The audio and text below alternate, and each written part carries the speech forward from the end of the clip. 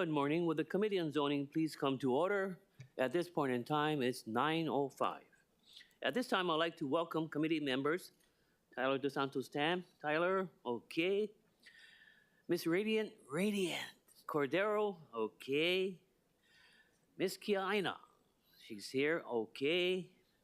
Mr. Wire, okay. And finally, we have a new member of the committee, Miss Okimoto, okay. Okay, let's go through the, how would you say, standard presentation that I have to say to all of you. Okay, at this point, although remote oral testimony is being permitted, this is a regular in-person meeting and not a remote meeting by interactive conference technology under Hawaii Revised Statute 92-3.7. Therefore, the meeting will continue with notwithstanding loss of audio-visual communication with remote testifiers or loss of the public broadcast of the meeting. Members of the public will be allowed to provide oral testimony on all items on the agenda in two ways. First is remotely and in person in the council chamber. Oral testimony will be allowed when each agenda item is taken up in the following order: remote testimony, and secondly, in-person testimony in the council chamber. Before testifying, each person shall state their full name and the agenda item they are testifying on.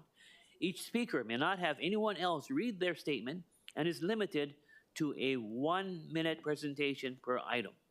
All persons who have registered to testify remotely by video conference or by phone will be called upon first. One more time, I'll state it for the record. All persons who have been registered to testify remotely by video conference or phone will be called upon first. When your name is called, please monitor your screen and activate your audio feed when prompted. These are the following some friendly reminders and tips for all of us to consider. Video conference from a very quiet location if possible. If you're watching the proceeding on Olelo, please mute your device at the time you're called to testify. When the timer on the screen reaches 0, please conclude your remarks promptly. And for those who are joining us by telephone only, please press *9 to indicate your desire to speak.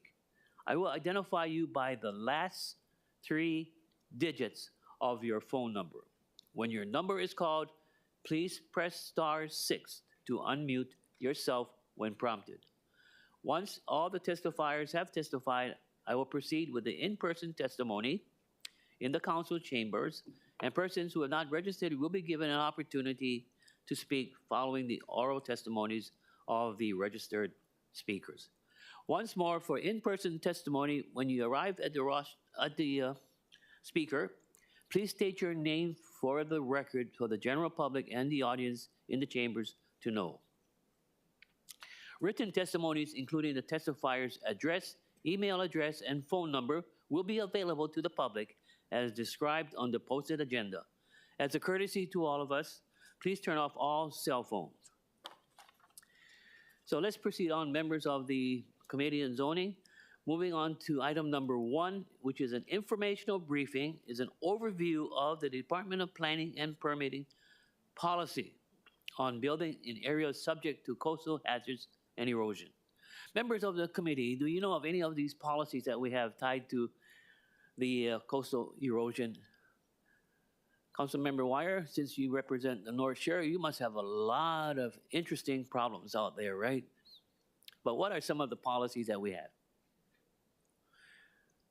Appreciate that, Chair. I know last year we passed Bills 41 and 42, updating the SMA process and then also implementing the increased shoreline setback formula. Great. For the education of our general public, the acronym of SMA stands for? Special Management Area. Got it. Thank you very much. I'm just chuckling at Councilmember Kiaina if, I was going to ask her a question at this point in time, but no. Okay. I think it's only fair, Chair. Okay, let's proceed on.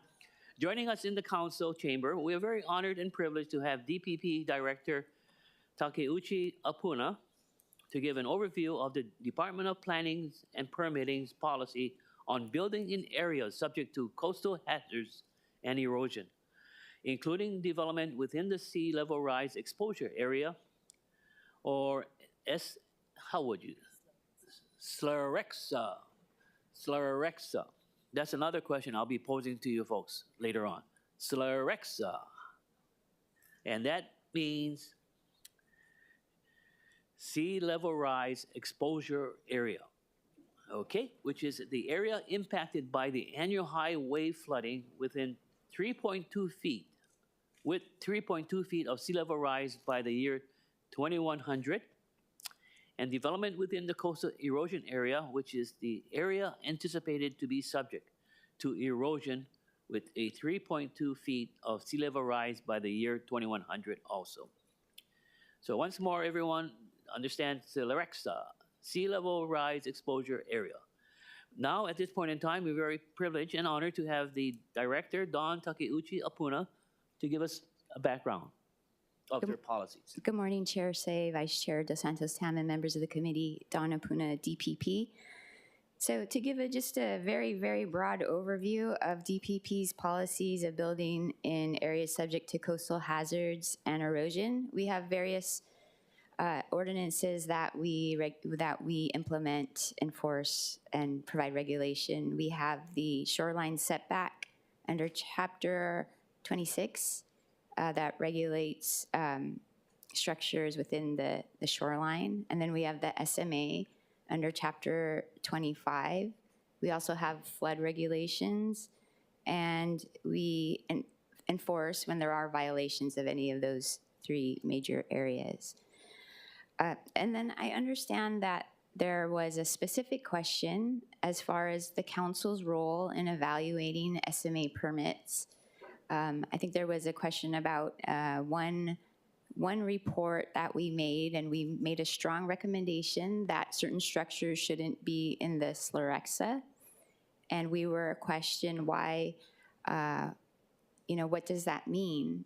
And I think it goes back to the guidance in ROH Chapter 25, specifically Section 4.1 Permit Review Guidelines, that the council can look to in evaluating each project, because each project is different, each location, and how the shoreline is in that specific area, and very, very different attributes to a project and the land that it's on. Those are all weighed with the guidance in the SMA ordinance. We say there, so to this specific example, we said we strongly recommended that the structures not be in a certain area, because we want to, we can only say what we can recommend when there aren't clear lines of what is prohibited or required or otherwise. So each one is a balancing act, and we provide the best assessment that we can based on what we know and the data we have, and we present that in a report to the council. And the council has discretion to kind of look at what we're recommending and other information that may be gathered through the hearing process. So no two projects are the same, and this is obviously a discretionary permit. And we try to give as much guidance to the council as possible. I think there are concerns that if we say that we will require that certain structures not be in a certain area without having clear authority or data to back that up, that there's concerns about, takings or, overstepping our authority or the council's authority. So that's something that we're all weighing in the whole grand scheme of a single project. So if you have any questions, I'm here to answer, and I have staff who have more technical, detailed information if you're interested. I have one question, Director. With this question in regards to a taking, which is a legal, issue, would it not be in the realm of the state legislature to address it, because they are facing a lot of problems now on the North Shore with this sea level rise, and climate change. So is there any guidance that the state legislature can give the four counties in regards to something like this? You know, we work closely with the State Office of Planning and Sustainable Development. You know, they're kind of the umbrella for a lot of this coastal zone management. And I think they are kind of evaluating it. It helps us, it helps you, the council, to have more data and guidance.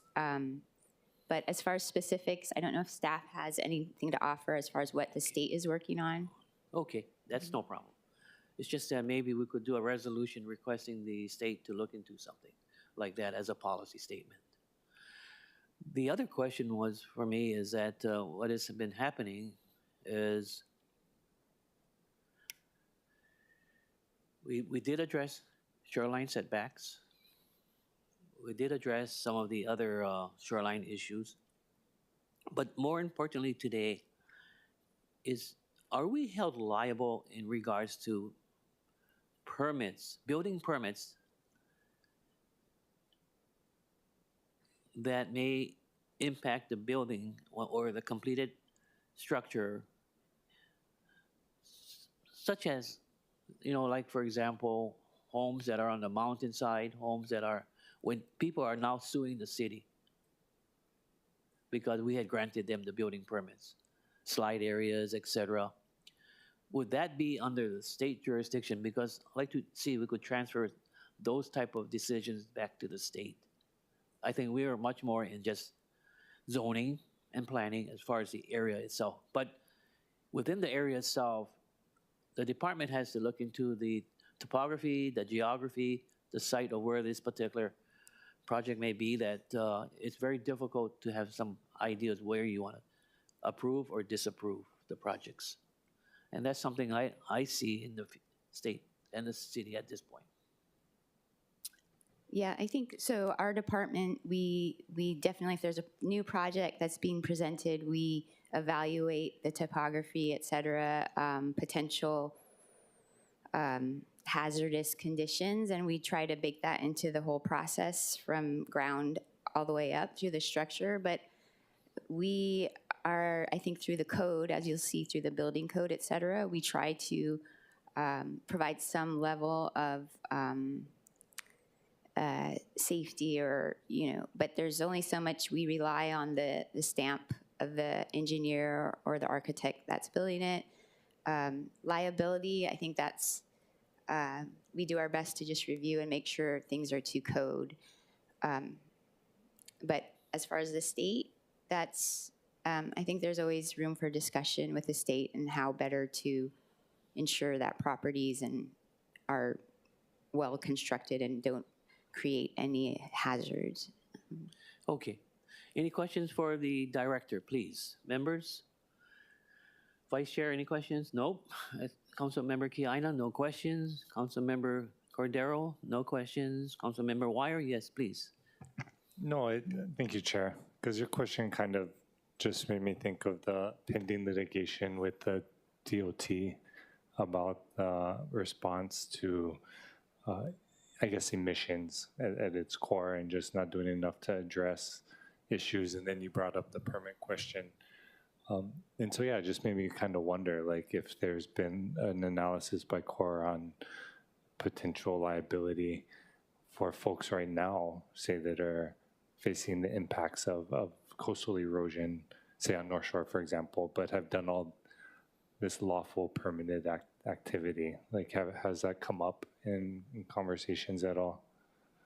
Not specifically. I think, you know, like I said, through the SMA permit, we are governed by what is the guidance in the statute or in the ordinance, and we can recommend. I think what in the instance I was talking about, we were making a strong recommendation about what we think should happen, but we're kind of limited until we have more development in the law or in data that shows that it's clearly should not be allowed. But I think by us saying that to the applicant, it is put on the applicant, the landowner, to decide what they're going to do. So if we give them all the information and we make a strong recommendation, they decide how much liability they're taking on. Yeah. Okay, no, I appreciate that, because I think in the context of like managed retreat, there's a lot of emphasis on takings and even just zoning regulations on takings. And of course, you know, we understand there's some ambiguity in terms of how the higher court would go, but there's also a lot of precedents for, you know, just regular zoning and responding to the issues that are at hand, and you know, still maintaining economic value for parcels, but obviously you're going to impact them with any zoning law, right? And of course, we're hedging as we figure out how do we prepare for increasing impacts, future impacts, preserving public safety and whatnot, right? So appreciate all the work that you're doing. Okay. Councilmember Okimoto, please. Thank you, Chair. Thank you, Director Puna. I had a follow-up question based on an answer you just gave Councilmember Wire. So if a property belongs to a specific homeowner, and then you said you give them the information, and then they decide what they're going to use and how much liability they will take on them, what happens when the property then they sell it and it goes to another homeowner or home buyer? How does that work with? Let's say in the future there was some kind of coastal erosion, does that new homeowner have then cause to come back to us or to the department, or how does that work with transferring after the original owner who made the first decisions no longer owns the property? Well, as far as the permit itself, it runs with the land, so they would be subject to whatever was decided by the council or DPP in the permit. And then, you know, that kind of leeway where they can do things within the permit, but, you know, we've kind of said we recommend not, et cetera.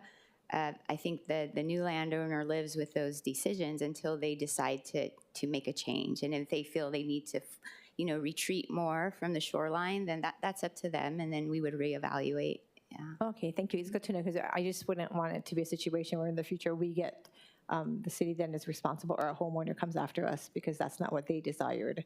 Right. No, that's the landowner that runs with the land, and whatever they decided for that piece of Thank property. you. Thank you, Director Puna. Thank you, Chair. Thank you. Okay, Councilmember Cordero.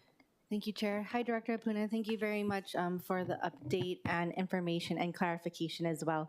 My question is relating to groundwater elevations, especially because, you know, I don't have much coastal area. Well, never mind. Now I do, due to reapportionment. But I was wondering how much will that take effect into the coastal management and erosion plans that are that DPP considers?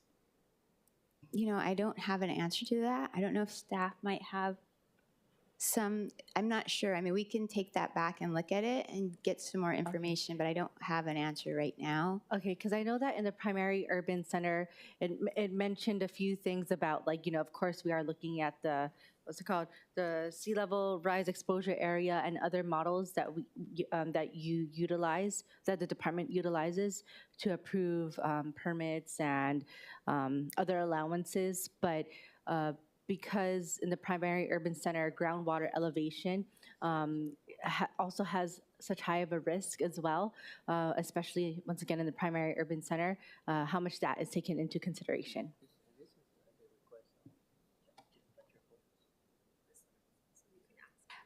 So Liz reminded me so the ROH 21A chapter, which is flood, we're looking to make some amendments that will require, you know, higher elevated structures. So that's coming up pretty soon. So I think that might help to address some of your concerns. And I think that, you know, like in Mapunapuna, where there's flooding, and I think there have been some studies, and that's kind of a good case study area to look at, so that we know how we're gonna, you know, either move some of those developments or, you know, figure out a way to deal with, like you said, the water coming up.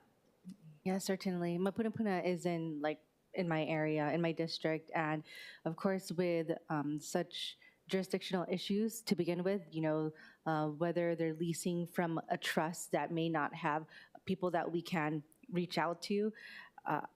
I mean, a lot of the property that are going to be left out and not know what to do. So a lot of the businesses that lease there are also facing issues, trying to work things out with your department because of such property ownership issues too. So it's going to be a huge take, especially for Mapunapuna alone, but for other areas who do face groundwater elevation issues like that. Right. Yeah. No, definitely. I think there's concern, especially like in Mapunapuna where we see it. I believe DDC and OCCSR are also, with DPP trying to look at some of these, the effects we're already seeing. So. Thank you. So I guess, and once again, in this, in one of the documents relating to the primary urban center development plan or update, it mentioned that there's a study that said that groundwater elevation does have a higher risk, even in comparison to the data from the sea level exposure area and other maps. So once again, are we including that in the consideration for the department? I would think so. I think any studies, on the area, we would try to get it all together and come up with the best analysis and recommendations. Yeah. Okay, thank you. Thank you. Thank you, Chair. Okay, any further questions for the director? The chair has a couple more questions, Director Apuna. The first question would be, Celerexa is not a policy at this point in time. It's just a guidance tool. It's guidance. Yeah, it's not a hard and fast rule. Would you want to have it hard and fast? That way it forces all private landowners to be aware. I think as we get more data and can look more at, even the projects that have come through, we'll be able to formulate maybe a more hard line on some of this guidance. Okay. Yeah. Well, maybe something that could be done is something as far as gradual execution of an ordinance in regards to Celerexa. Because I think the example you give me is absolutely correct. The Mapunapuna area, where you have the king tides, which affects all of the operations of that particular area. But more importantly, this is my final question, and this is just hypothetical. Are we doing anything at the state level to see that we protect our public infrastructure? And I think the county should be involved, such as our Sand Island sewer systems. Do we have to address, how do you address phase 2? Which is going to cost a lot of money, but if you get the setback, but Celerexa is another issue that is sea level rise. Have we had this discussion with the state or at the federal level as far as what I have seen through the reports on the mainland in regards to the East Coast, Central USA, and now the West Coast with the flooding? And this is just looking towards the future, like how we've always talked about it at the zoning committee meetings about how do you foresee the future. And I just bring this up because I hope my colleagues across the street are listening to this, because it is major. Why our power plant would be another one. If it's, in 2100 that you have a 3.2 feet sea level rise increase, maybe by then everything would be solar or wind. Don, your thoughts? No, I agree. I think that we need help in our infrastructure, our utilities, et cetera. It affects our ability to build more housing too, whether we have sufficient capacity. So I've had, individual conversations with state legislators that if you really want to help with housing, like we need infrastructure. And I think you're right. It touches all these other things like potential flooding and inundation. So. Okay, and maybe, this is another thought, and I share this with the members of the zoning committee. Maybe I did make a mistake last year in supporting the development of the Hilton Hawaiian Village project because of our stormwater system that we have that is very antiquated. And with the sea level rise, for a fact, it's just going to back up into the neighborhood of Waikiki. So I just share that with my thoughts, because are we doing the right thing by giving these owners of these particular resort properties a false expectation that things are going to be okay? Or it's like, I would say to myself, everything's fine now, but don't worry about 10 years from now. I don't know, Director, I'm happy we're having this discussion, which is very open and transparent, because it is going to come back to bite us at some point in time, as far as what we are all experiencing throughout the world. But thank you very much. Okay, may we proceed on, members? We'll now proceed with the remote testimony. Madam Clerk, do we have any remote testifiers? Testifier is not logged on, sir, so none. Okay. We'll now proceed with in-person testimony. Madam Clerk, are there any in-person testifiers? Chair, there are none. Okay. Members, we are in discussion on this informational briefing. Any thoughts? Thank you. Oh, Well, I was just going to say to Councilmember Wire, you've got 7 years to address this issue now. And you, Okimoto, Councilmember Okimoto. oh, at least 3, right? And the Santos Tam. No, 7. I'm very optimistic. And go right ahead, the question. No, just for discussion, just Yeah, wanted to say please. mahalo for the item. And I think it provides clarity as we review the rest of the agenda and the permits on the agenda. So this was really helpful. And just appreciate the discussion about the need to really evaluate and scrutinize and look at every project that comes through, look at our infrastructure needs, and really partner more, both with those across the street at the state, as you often remind us, and also at the federal level. Okay. Tyler, any thoughts? No? Okay. Esther, you're okay on this topic? Okay. Radiant, this is particularly your area too. And Val, any other thoughts you may have? So in closing, I would say this on having this informational briefing. If there is a way to protect the liability of the county, that's what I'm looking forward to, and having a discussion in the future. With future developments that are occurring on Oahu, you know that there's going to be more and more pressure at DPP for supporting all of these, these projects.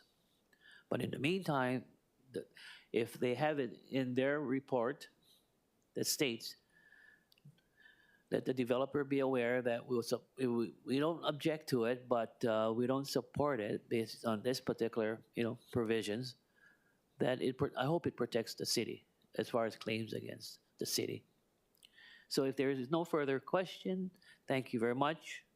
Let's move on to agenda number 2.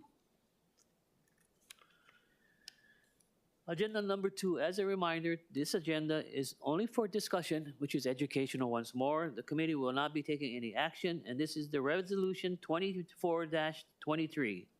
This resolution approves a conceptual plan for an interim plan development transit permit proposed by Ikenakikea Hokeli LLC to construct a new 15-story, 200 feet in height hotel building and to renovate an existing historic warehouse on approximately 44,410 square feet of land zoned BMX-4 Community Business Mixed Use District located at 128 North Nimitz Highway in Chinatown and identified as tax map key 1-7002.013, 023,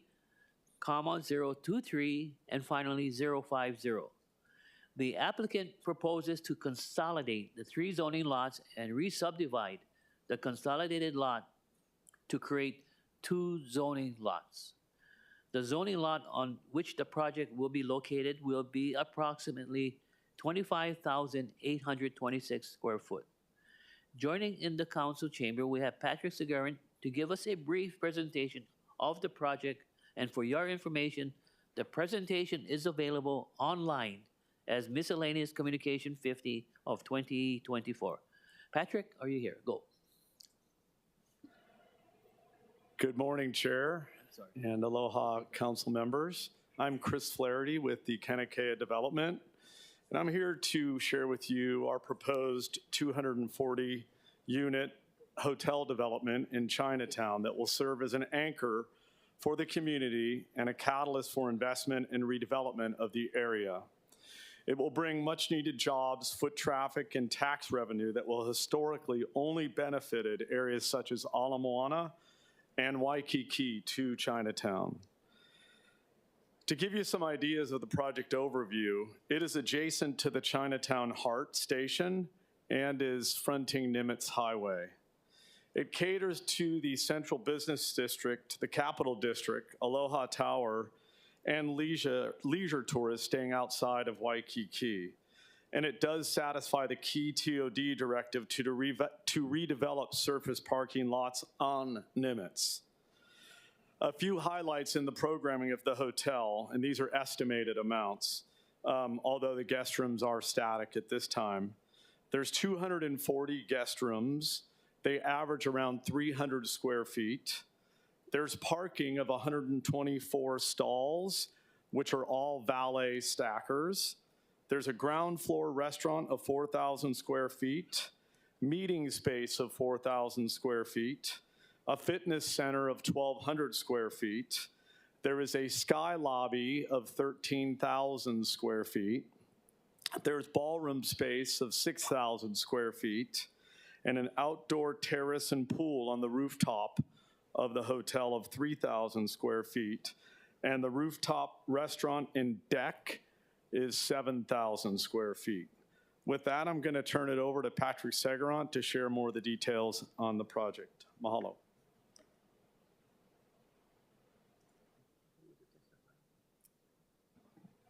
Good morning, Chair, committee members. Right, we met him earlier. So the project consists of portions of three parcels of land, which are bound by Nimitz, King Street, portions of Mauna Kea, and the area in red is defining the project area. The project area will eventually be subdivided from these parcels of land that consist of the old Bank of Hawaii building, which the owner refers to as the Plaza building, a historic warehouse, and the balance of parcel 13, which is a commercial parking lot facing Nimitz Highway.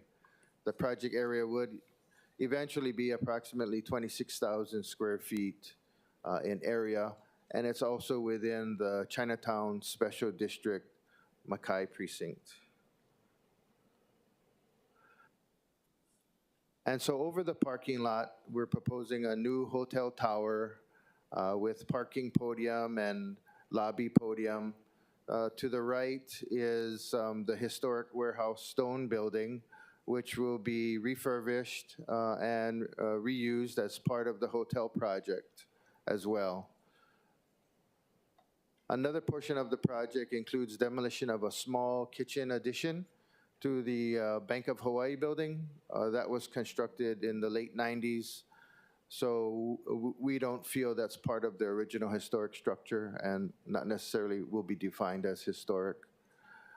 But in terms of the renovation of the historic warehouse, we will demolish all interior walls, floors, and roofs, remove Mauka exterior stairs, and restore exterior and interior rock surfaces, construct new interior frames, floor and roof, and modify some door and window openings.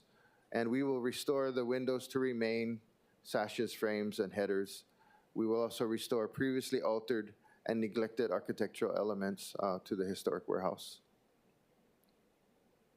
This is the ground floor plan that shows access to the new hotel by vehicles and primarily pedestrian entrance off of Nimitz Highway. There is a porte cochere. There are the valet lifts for cars, which will be the only access to the parking, so it will be valet access only.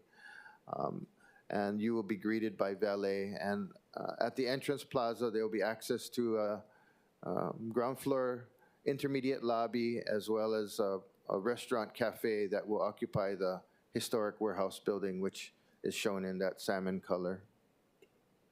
Access will also be available from Mauna Kea Street to the historic warehouse building, and as I'll speak about it later, access will also come from King Street as well. So this is first level of parking, which also houses meeting spaces in the second level of the historic building, as well as access to elevators to get up to the lobby. Second level of parking for a total of 124 parking spaces. This level will also access the rooftop of the historic warehouse building, which will be a recreational meeting space where the public as well as guests can use. This is the upper level lobby, which will have a sky terrace for check-ins and back of house. Typical guest room floor. This is the rooftop, which has another restaurant and a pool, as well as a sky terrace. Landscaping will be provided in the front along Nimitz Highway and along the entry plaza to get to the new lobby and historic warehouse restaurant ground floor. Typical elevations with, you see the podium that screens the parking with references to a dragon, and we view that as an important element to identifying the building in terms of its location. Other natural elements will be used as well as lanai space. Makai elevation is on the right. Mauka elevation is on the left.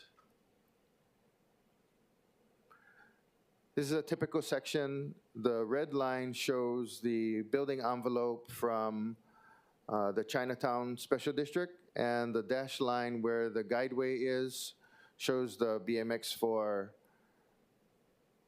envelope.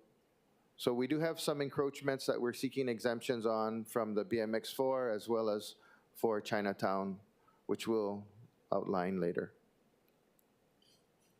This is a section through the historic warehouse itself with the same envelopes shown. So this is a list of the exemptions we've requested. The strikeouts are recommendations for change made by DPP in their report to you, but I've also shown the originals as we've requested. So the first is to seek an exemption from the maximum floor area because while we are within the maximum FAR of the BMX4, we don't have sufficient open space to be able to achieve it. So we are seeking an additional floor area without having to provide the prerequisite open space. We're asking an exemption from height. The height limit is 80 feet with the proposed TOD height limit set at 200 feet, but because the TOD ordinance hasn't yet been approved, we are seeking an exemption to be able to use that. And as I mentioned, the encroachment into the BMX4 transitional height, there is a requirement for 4 loading spaces, and we're asking for an exemption to provide 3, where we will schedule loading at non-peak hours. There is an exemption from the Makai precinct to ask for shared bike stations in the front yard and to forego having to construct planter boxes at the parking levels. DPP did recommend considering exemption to the planter box exemption, but they did require us, or they will not allow an encroachment into the front yard. And the encroachment into the front yard was for bike sharing stations. And if this exemption will be disallowed, then we would like to ask an alternate exemption to provide bike sharing stations in lieu of short-term bike parking. The bike parking is shown just behind the elevator lifts, so we would like to replace that with the bike share station. There's very little space available on the site, and the bike share stations take up quite a bit of room, so we would like to consider an alternate exemption that would allow us to not have to use the shared bike stations in lieu of the short-term bike parking.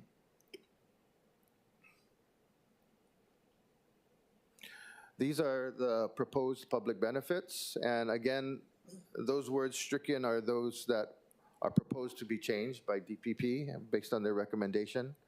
So the first improvement was cash contribution to the Kekauliki Street plan project. The second benefit was allow the public use of second floor meeting space at the historic warehouse. Next was a 10-car sharing, vehicle sharing accessible to the public, a 15 bike sharing station accessible to the public, which I just mentioned. We had proposed adopt a block program for streets around the block, which DPP recommended against. We have King Street bus stop enhancements, which was supported by DPP.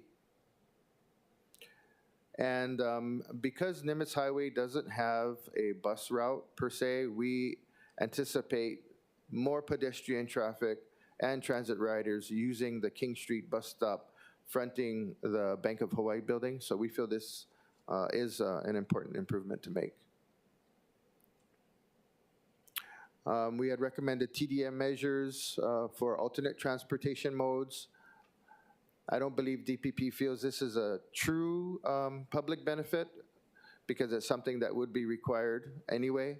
But based on the traffic study, there was the new hotel versus the existing commercial parking lot showed little additional vehicular day trips. So there was no specific recommendation for street frontage or roadway improvements based on the project.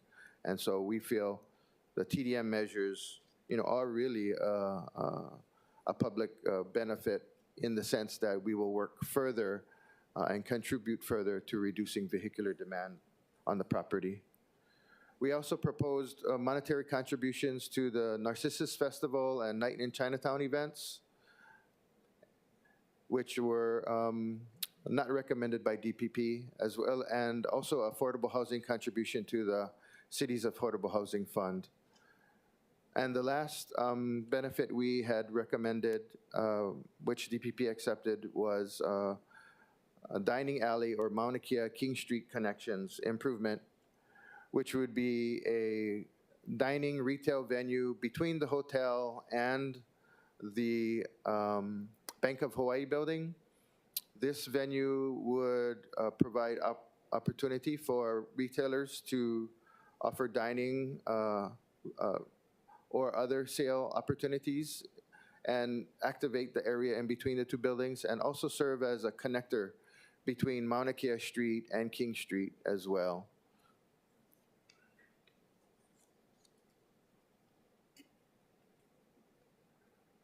So the proposed changes by DPP to our original recommendation would increase the entitlement, the estimated cost of public benefits within the first 2 years from 3.2 million to roughly 5.2 million, of which 3.5 million would be a cash contribution.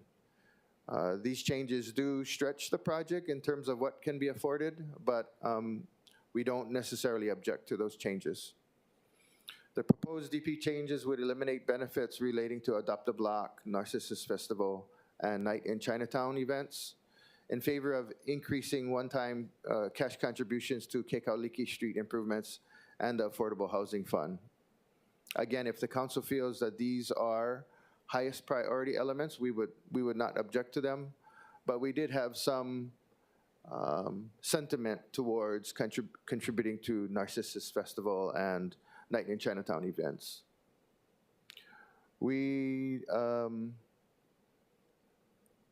And again, the shared bike station, if must be relocated, we would like an exemption from the required short-term bike stalls so that the shared station can be put in its place.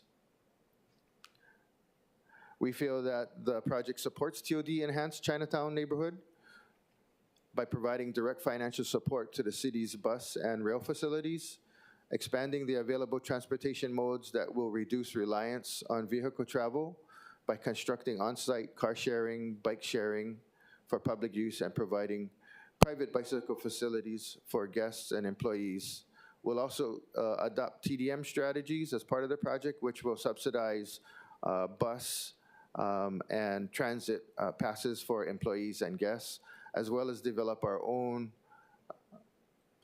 shuttle service for visitors that may need to arrive by airport or other major bus stops in the area that are not served directly by bus currently.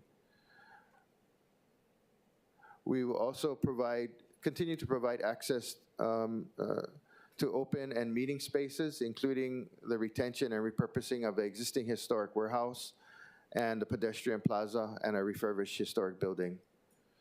Introducing a new use that increases economic opportunity and employment diversity in Chinatown neighborhood with a hotel that expands the historical business activity hours of Chinatown and creates a retail dining venue courtyard is important to the Chinatown community. And with that, I'll turn it over to Chris.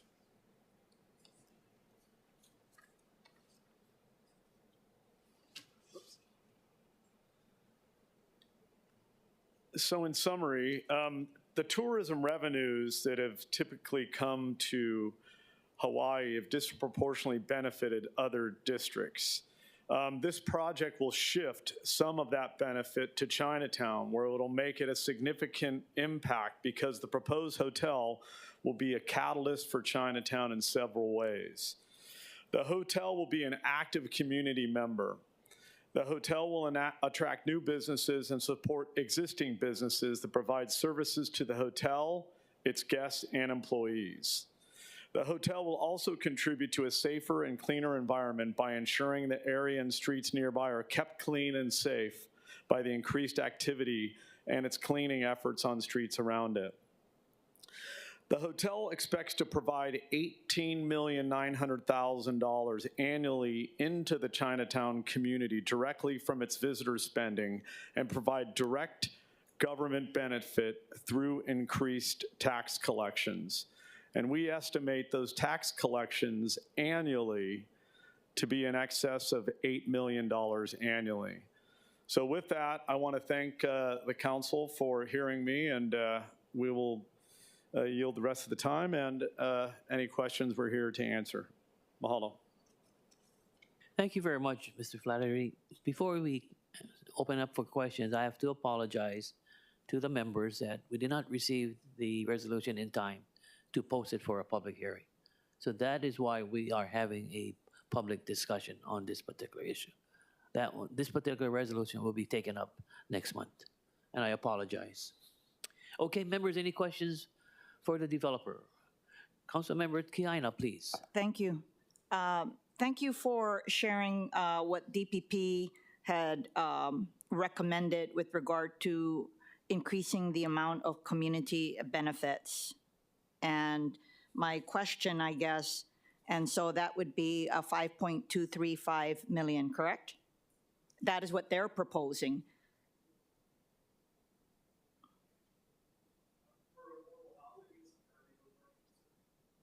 Looking at page 23, the other gentleman just talked about the estimated cost of public benefits within 2 years of the project. And so my staff had calculated about 3.56 million, and you are saying that DPP is proposing 5.2356 million, which is 3,514,000 in cash contribution. So my question, I'm assuming that's correct. My question is, how does this compare to other similar projects in terms of the amount of community benefits and flexibilities being provided? So to the first part of your question, we had proposed a $500,000 cash contribution to the Keikaulike improvements. DPP's recommendation was to increase that to $750,000, thereabouts.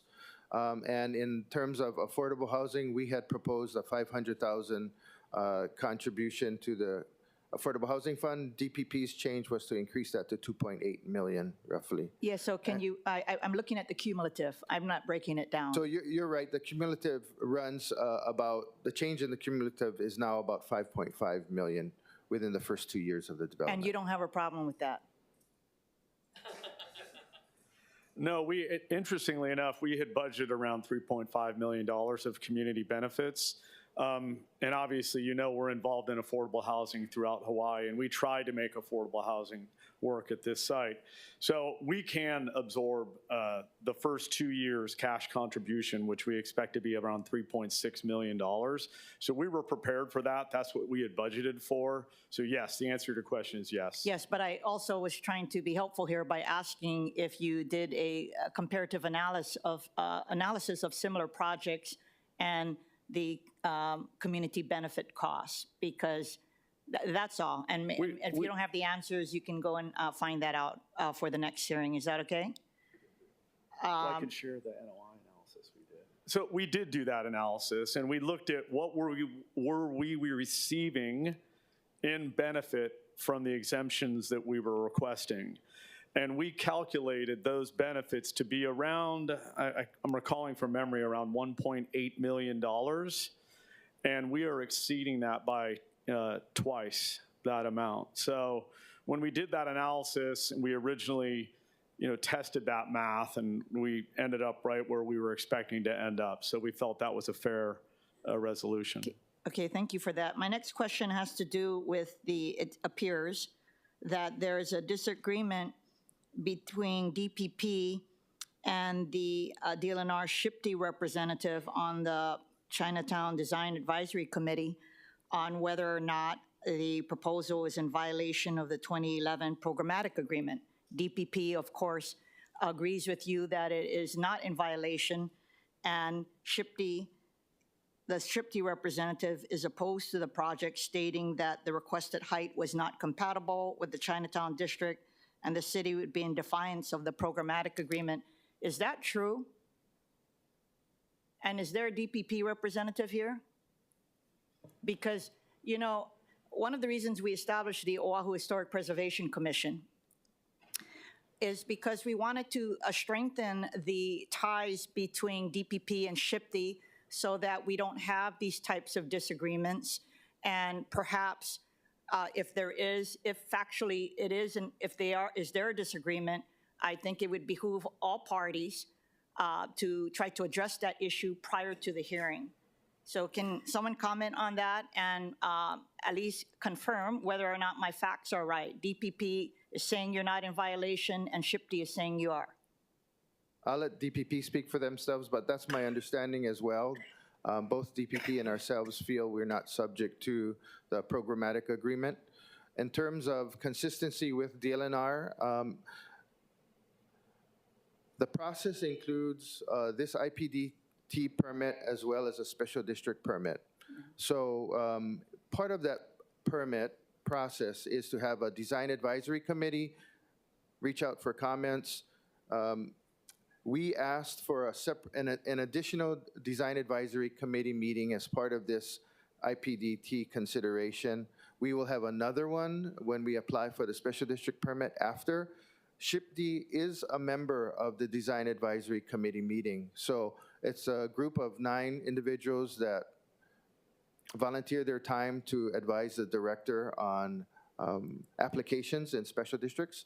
So we held an application, and SHPD was present. Collectively, they provide their recommendations to the director, as different or similar they might be, and then the director collects that and makes a decision on or recommendation on the application. So in terms of historic properties in Chinatown, my understanding is that the city makes the decision as part of its IPDT process and or special district permit application process based on those recommendations. Okay, Patrick, thank you very much for the clarification. Director Apuna, would you like to share your thoughts as far as DPP's decision? Thank you, Chair. I think there is a disagreement on interpretation of whether the programmatic agreement applies or not. We looked at it carefully, and we spoke with CORE, and our position is that it does not apply, so there isn't an issue there. But we understand SHPD does not disagree and does not agree with that position. Is it helpful to consult, you're not mandated, but consult with the Oahu Historic Preservation Commission? I mean, I think that we Yeah, we can. I think we can, if that would. Just try to be prepared for that for the next hearing. But I just wanted to, in reading my notes from my staff, I just realized that, and I think that's critically important because the whole idea is not to be in disagreement, of course, right? Sure. Thank you. And then just last question, first of all, for the developers, thank you. I did visit the property with you, and I know a little bit more about what you're trying to achieve, and I believe your sincerity in not just trying to move this project forward, but helping to revitalize Chinatown. I believe it. And so I just think it's good to have the strongest package when we move for action. So my last question has to do with Kama'aina rates. I know I brought it up before, but I'll bring it up again. I feel that in general, Kama'aina rates, especially as it applies to Waikiki, we get ripped off. They hardly offer us any times, especially during critical periods where families are off. They say it's not available. And quite frankly, they're outrageous. And I would like to think that you are also building this hotel so that local families can benefit. So my question to you is, will you be having Kama'aina rates, and will it be fair? Will it be, are you going to offer it so that we could utilize it so that our families would be, and friends would be able to stay there as well, not just tourists? Absolutely. We're very sensitive to that, and I've experienced the same. And so it's not a resort stay. It's different than Waikiki, and the intent is to be able to have locals stay, inter-island travelers stay, experience Chinatown, visit family, and hopefully utilize HART and take from the airport right to the hotel. So that's our intent, and we plan on. And you'll see from the rates, if in our pro formas, they represent that as well. Well, that's great to hear. And if this moves forward, I'm going to hold you to that. Thank you. Okay. Vice Chair DeSantis Stam. Thank you. My questions are actually for DPP. Okay, they'll be coming up later, Vice Chair. Is that okay? Any further question? Okay, Councilmember Cordero for the applicant. Thank you for the applicant. Yes, my question is relating to the parking. I know that it's mentioned to have 124 stalls for valet only. Is that correct? That is correct. Okay, and then I was looking at the report, the DPP report, with the different floors of parking. It says 70 stalls, 70 vehicles that include stacked mechanical vehicular parking for level 2 and the same for level 3. So that does equal to a little bit more than 124. Are there more stalls included for other types of parking besides the valet? I don't believe so, but we can recheck those numbers. But there could be the rideshare stalls included in that as well. Okay, so yeah. It's the rideshare, yeah, the 10 spaces for rideshare programming. Okay, thank you for that clarification. So, but it's 124 dedicated for the valet.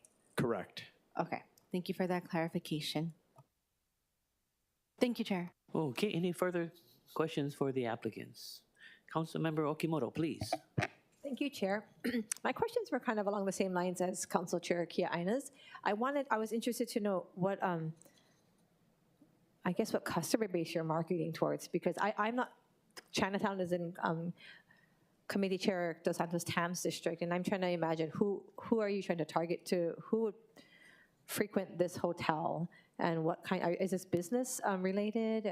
I'm thankful that she asked about the Kama'aina. I'd like to get the extra discounts who are applicable, but I'm hoping that you'll be able to have customers come through, and I'm trying to envision who are you marketing your hotel towards? That's a great question. So it is catering to the central business district clientele, but also inter-island travelers that are coming to maybe visit loved ones at Queens, or maybe experience the great dining in Chinatown, or hopefully the experience in Chinatown, as we're part of this catalytic change in helping, bring that, I guess, belief that it is safe and it is a place to go. So we believe it can be a place for even folks on Oahu that want to spend the night that live out in Honolulu that want to come over for the night and spend the night. But it's business. Be West Coast travelers usually that are coming over to do business here, and maybe also are going to be here and then have to go to a couple other islands, and so they can take Hart right back to the airport, get on the plane, and so it is catering to the use that is right next door, which is the Hart station. So we hope it caters to locals, business folks, obviously people visiting the capital as well. So. Okay, thank you. And you mentioned that you would have a room rate at some point. When does that come out? We have it currently, so it's an untrended rate, meaning untrended, it's based on today's rates. And those rates are in line with what you're seeing at the AC Marriott currently, just a little bit higher than that, which is hovering right around $300. But we just don't know until, obviously, interest rates are just, we all are hearing and reading about. So, but right now at $300 untrended, which means not looking into the future, that's where this hotel is ending up on the rates. Thank you. And are there other hotels like this in the area, or will this be the first or the first? There's one that just opened on Bishop Street, the AC Marriott, that is catering to the same clientele, but a little bit more business select service. It does not have parking. And then our project is catering to a little different clientele, obviously with fine dining. Well, I wouldn't say fine dining, but a restaurant experience up on top of the roof. Also, the experience of the historic building, which has a neat story, and we plan on highlighting that story as well with the hotel. Thank you. Thank you, Chair. Thank you very much. Okay, Councilmember Cordero. Thank you, Chair. Hi, Chris. Thank you again for that explanation. That was a great response to Councilmember Okimoto. Okay, my question is relating to pedestrian, either corridor or plaza.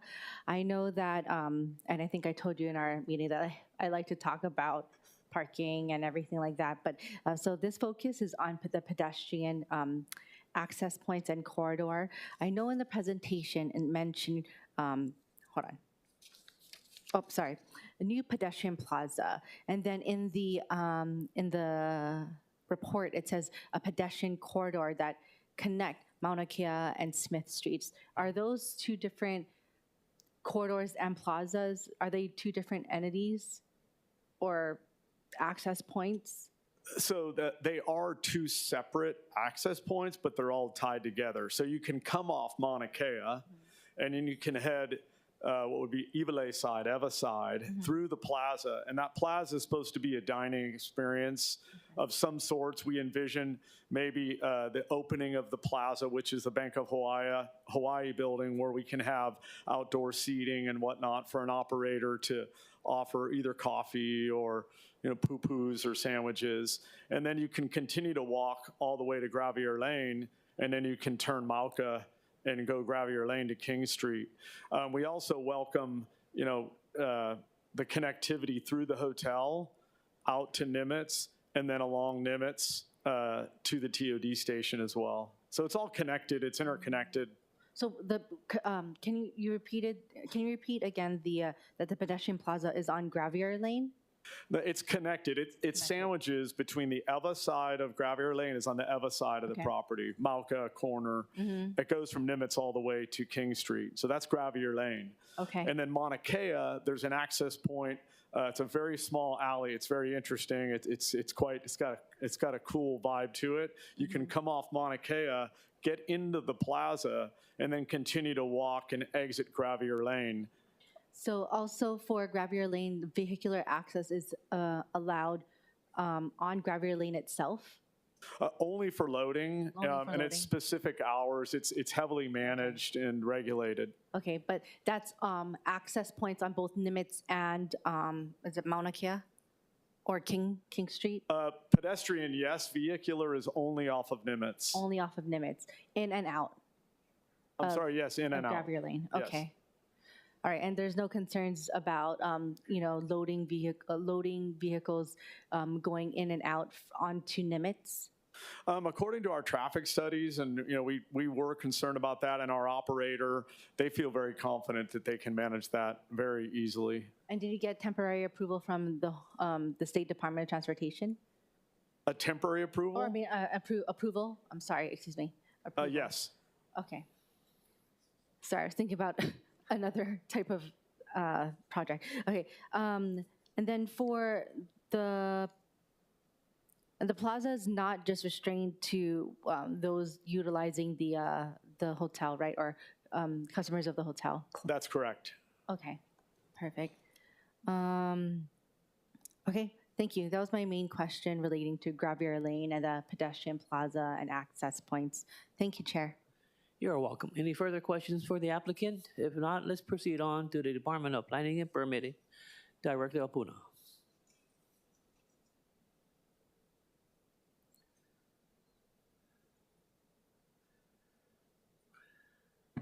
Hi, thank you, Chair. We're available for any questions.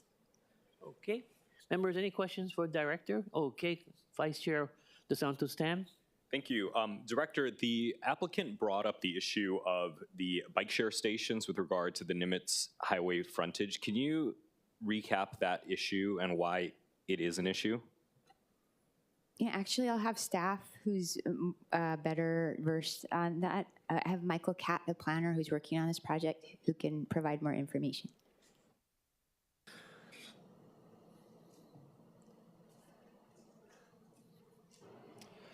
Michael Catt with DPP. Yes, the bike share station being located along Nimitz just puts a lot of activity along that sidewalk. And so them having the bike share station relocated towards the interior of the lot puts it, the bicycle and pedestrian users in less conflict with vehicles that are traveling along Nimitz. It's just, it's a busy, street, and so if we're having to prioritize landscaping along Nimitz and shifting that to other areas where in the interior, then it just means that the bicycle users their safety is prioritized. But to be clear, there is a bike lane on Nimitz Highway. There is, but the bike share station, would be right along that sidewalk, and so you're going to have a lot of activity. And the bike lane is pretty narrow, so you also have a lot of fast-moving vehicles. So trying to relocate them to a safer location, just we felt like could be better supported. Yeah. Well, if the applicant's okay with that, that's fine. It just seems to me that it's a little silly to insist that the bike share can't be located next to the bike lane. That's just my issue. I did want to ask about, and I'm building upon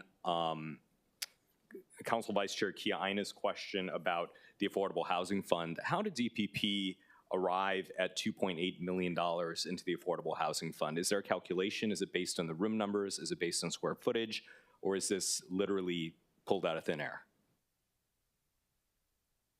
The numbers that we came up with are based off of the reallocation of funds from the numbers that they provided. So we made recommendations for what we consider to be a qualifying community benefit, and then we took those funds and reallocated them to other qualifying community benefits. And so we prioritized affordable housing, since that is one of them that is needed for additional height and density. But again, I guess my question is, how are these numbers determined? Because surely we're going to have other projects come before us, and we're going to ask them, I'm sure, for contributions into the fund. How is this calculated?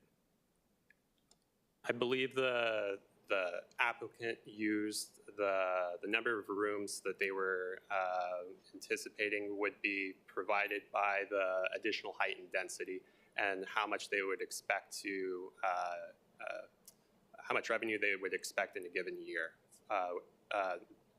net. And so they said that 96 rooms would be, I think, each room is about $13,000 annually, and then they said that their additional height and density would be, equivalent to 96 rooms. we felt like the additional height and density was more than that, and so we reallocated some of the funds based off of what our numbers came up to. Okay. And I guess what I'm trying to get at is, again, we're going to have a number of other projects, I'm sure, come before us. And if it's more of an art than a science, then other projects might be expected to pay more or less, or, it just seems that it's not very precise. And I'd like to understand that a little bit better, especially because we went from the developer proposing $500,000 to now being asked to provide $2.8 million. And I'm going to get to kind of my next point about the Affordable Housing Fund, but it just seems a little arbitrary, and I want to avoid that, especially if we have future projects coming in. To that point, the Affordable Housing Fund, I don't know if we have someone from CSD here, but I do want to make a point about the Affordable Housing Fund where the fund was created in 2007. $38 million went into the fund, and not a single dollar went out of that fund until a year and a half ago. And now we're asking for $2.8 million to be put in. Do we have a sense of how this funding is going to be used and whether there's a nexus to affordable housing in Chinatown? With no disrespect to affordable housing projects elsewhere, if we're going to ask this developer based on height and density and the number of rooms to provide $2.8 million, I hope that there's a plan to utilize it in the downtown Chinatown or Iwilei area rather than some other far-flung part of the island. Has that been part of the discussion? Thank you, Vice Chair. So I think, part of the, getting back to the discussion about how we calculate, we want to give the developer some discretion to figure out how they would allocate money. So I think that gives them some freedom to figure out how they would do it. I think our understanding or recommendation is that we believe that based on what they had originally proposed, that it would be better to put more value towards or money towards affordable housing versus some of the other things that were offered. You're right, it's not an exact science or calculation. We could work that in, but I think that, each project is different within each area, and how we and the developer determine how to allocate those funds. It's a little bit more like negotiation, and as long as we have the nexus, I think there's a clear nexus for affordable housing. Yeah, and then as far as that fund, I think that DLM and Community Services, Office of Housing, they've really been working on that. So I think we will be able to use those funds towards more units. And I of course, we looked at the housing plan fairly recently since that was submitted, and I've no doubt that the administration, intends to use it. But I guess my overall point is, there's no guarantee that any of these funds are going to be utilized to support affordable housing in downtown Chinatown or Iwilei. It could be used in some other part of the island. In fact, in the solicitation, it was other than Ha'aking-Hale, the rest of the island. And the developer proposed supporting projects and initiatives that go directly to Chinatown, Night in Chinatown, Narcissus. Not saying that those are specifically the things that necessarily rise to the top, but those are direct benefits to the Chinatown community. And I would hope that between now and the next hearing, that there's more of a direct nexus, because the people who live in Chinatown right now, who have to deal with maybe the increased cars and vehicles and all of that, there should be some direct nexus benefit to them, right? Right. Yes, understood that the area that is being directly affected should have benefits. Understood. Thank you.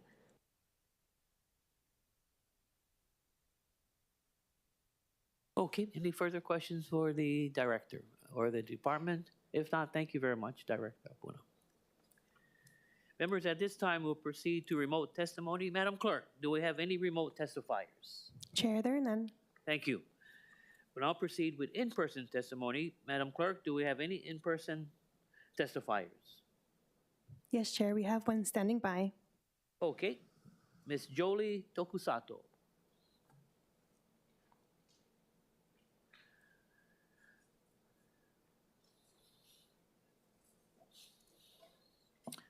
So please state your name and the organization that you represent. Jolie Tokusato. Unite Here Local 5 represents 10,000 people in the hotel, food service, and healthcare industries. We are in support of Reso 24-23. The hotel would be located close to the future rail stop, which could benefit the success of rail and fulfill the goals of transit-oriented development. It could also act as part of the revitalization of Chinatown while preserving the historic structure of the on the premises.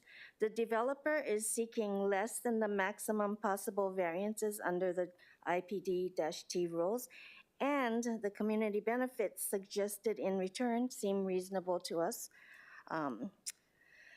And finally, we feel that the developer has reached out to the community from the project's early stages and worked with the stakeholders on their concerns. We have confidence that they will continue to do so. And so thank you so much for letting me testify. Thank you very much, Ms. Tokusato. Any questions for the testifier? If not, okay. I believe that's the only in-person testimony. Members, we are in discussion. Councilmember DeSantos stands, please. Chair, I appreciate the opportunity to just have this as a discussion item and not for action. I'm very excited about the prospect of this hotel, and I look forward to working on the community benefits package and making sure that there's some direct benefits for the Chinatown community in and above the sort of general affordable housing benefits and the general other benefits that are being proposed. I think this is a critical piece of revitalizing our Chinatown, getting more people down there. I'm down there almost every day, maybe every other day. I was down there yesterday to buy some bread and garlic and other veggies, and it's just really would be really exciting to see more tourists, more visitors, more activity to support a lot of the small businesses in the area. So thank you. Okay, any further discussion? Councilmember Okimoto, any other thoughts that you may have? You know all of the acronyms, the TOD, ITPDT. Okay, you're learning. Okay, great. Okay, if there's no further discussion, may we proceed on to agenda number 3, Resolution 24-14.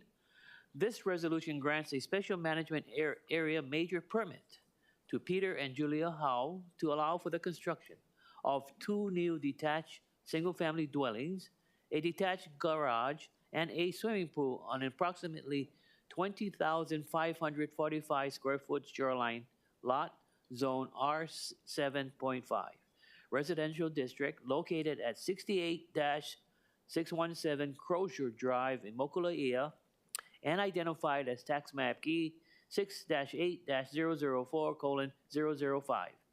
Members, we have listed on the agenda addendum a proposed committee draft 1 version of the resolution.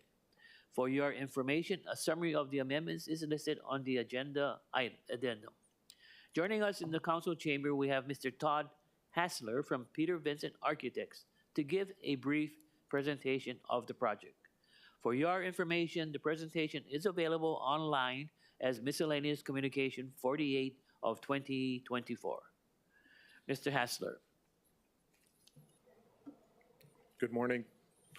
Thank you, Chair. Good morning, council members. My name is Todd Hassler with Peter Vincent Architects, and I'm presenting the proposed work at 68-617 Crozier Drive on behalf of Peter and Julia Howe. Peter's with us here in chambers. The existing property is located at 68-617 Crozier Drive in Mokuleia. Here is a aerial location map showing the lot, which is right off of Crozier Drive. This is the FEMA map. The lot is a 20,554 square foot lot, and it is in both an AE and an X flood zone. Next slide. There were 3 existing single-family homes on the property. There was one located on the Mackay side of the lot, which was raised. Currently, it's just a slab on grade. And there are 2 single-family homes that are located closer to Crozier Drive. As I said, it has both an AE and an X flood zone. The AE zone has an elevation requirement of 14 feet, and that entire flood zone is also within the Slarexa zone. And what we're proposing is 2 single-family homes and a 2-car garage in a courtyard configuration with the pool in the center courtyard. That design is to provide some screening from the trade winds around the pool lanai, and also provide some privacy for that public, from the public on both sides of the lot. Dwelling A is on the Mackay side. It's a 4,843 square foot dwelling. It's a 5-bedroom, 4-bath building. Dwelling B is a 1,871 square foot dwelling. It's a 2-bedroom, 3-bath with a loft. Both dwellings are planned to be used by the owner and his parents and their growing family as well. The shoreline setback is currently 40 feet, but we have pushed the house back to double that. So we're actually, the house itself is in compliant with the future shoreline setbacks, which is double what the current rate is. And we're also outside of the 3.2 projected erosion rate. So the house is outside of both of those regulations. Both dwelling units are elevated to the required 14-foot elevation. Dwelling B is kind of split in the zoning districts. It's kind of half in AE and half in X, but both dwellings are fully elevated to that 14-foot elevation. Here's some exterior images of the house. It is inspired by the typical Hawaiiana double-pitched roof. It's kind of a modern interpretation of it. But we are using local and sustainable materials. The foundation has a local fabricated stone veneer. The walls will be clad with natural stone and sustainable wood. The roof is going to be recycled metal, and the roof will also have a photovoltaic array with a battery backup system. So the street presence was something we wanted to be sensitive to. So this is a shot from Crozier Drive showing the existing view, which is above the 2 existing single-family homes, which are 2-story. And below that is our proposed development. So we are setting back the house from Crozier Drive, and the 1-story garage provides a much more subtle impact to the road. And then finally, recently we added a bathroom to dwelling B, and the client also wanted to cover the originally trellised walkway with a closed roof. So we've actually added some square footage to from the original application. We shared this proposed increase with DPP, with Chairman Say, and with District 2 Councilman Wire. The total square footages of the lot, the building coverage area, the floor area ratio are all well under the current development standards of the R 7.5 zoning district. And we currently accept and concur with the conditions of the drafted resolution. The only request is that the recently additional square footage is incorporated into the application so that it is properly coordinated with our plan permit application. Thank you. I'm available for questions. Okay, any questions for Mr. Hester? Councilmember Keaina. Thank you very much for your presentation. Relating to cultural resources and EV, I note that EV has been discovered on the property, and so I wanted to get clarification on the proposed steps to ensure that any future discoveries are protected. I understand that OHA expected to be consulted as part of the burial treatment plan. What is the status of the burial treatment plan for this project? Yes, thank you for the question. Yes, we've been working with ASM, who has been coordinating all of this effort. Our archaeological inventory survey was submitted to SHPD in November, and we are starting to gather the lists of descendants to approach to review the burial treatment plan and present that to Burial Council. Okay, and with regard to OHA, because we contacted OHA, when was the last time you consulted with OHA? Are you going to do that once you have the treatment Yes, plan? they actually reached out to us, and we responded and gave them an update of the project, and certainly intend to share updates as we progress. As we start to have the discussions with the descendants and start to formulate our burial treatment plan, we certainly intend to keep them in the loop, and we let them know we will be doing so. I have previously shared my concerns with SMA projects that propose in-ground swimming pools in areas where EV kupuna could be located, and reiterate those concerns today, especially after it's been disclosed that EV kupuna have been found on the property. If EV kupuna are discovered during excavation for the swimming pool, is your team prepared to look at alternatives to allow for burial in place, including removing the pool to a different location, building an above-ground pool, or abandoning the idea of a pool? Yes, thank you. That's a good question. The pool, Lanai, is not very deep based on the existing grade, because that whole center courtyard is actually elevated. It's a split level between the existing grade and the raised elevation of the single-family homes. So, and it's also a shallow pool, so we actually don't expect to excavate very deep underneath the pool. However, we are willing to, work with alternatives based on if EV kupuna are found. Including some of the alternatives that I just described to allow for EV in place? Correct. Thank you. Thank you so much for that. Okay, any other questions for Mr. Hassler? Yes, Councilmember Wire. Thank you, Chair. And mahalo for the presentation and the thoroughness. And you had indicated, that it would be for the applicant and his parents. So I just wanted to, flesh out. So is this going to be their primary residence? Is that your understanding? Can I have the owner answer that? Of course, mahalo. Yes, the plan is to have that be our primary residence, and the primary residence of my wife's parents is the second Ohana dwelling. Okay, perfect. And could you just state your names and shut the microphone too for the record? Yes, I'm Peter Howe. Okay, mahalo, Mr. Howe. Thank you for being here. And then maybe I'll direct my question back.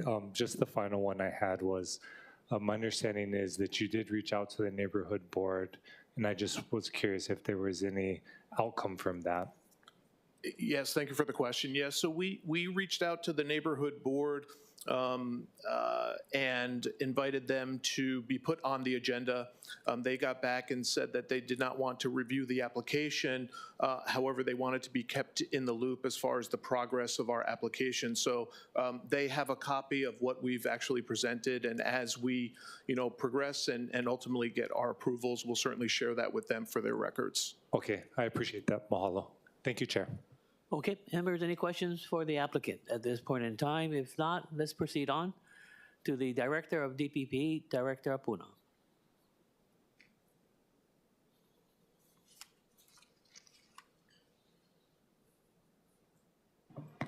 Thank you, Chair. We are supportive of the proposed CD1 for this project, and we're available for any questions. Okay, thank you.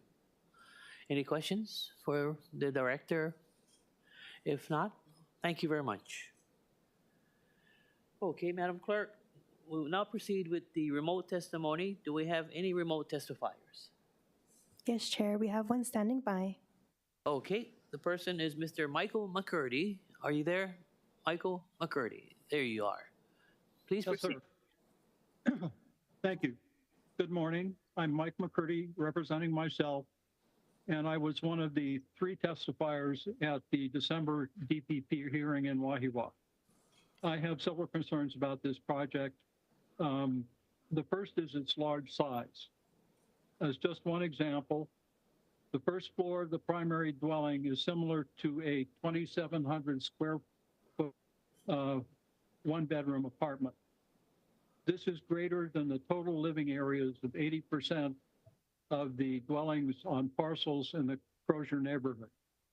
By comparison, my home in Mililani, which is large by Oahu standards, has a living area of just over 2,000 square feet.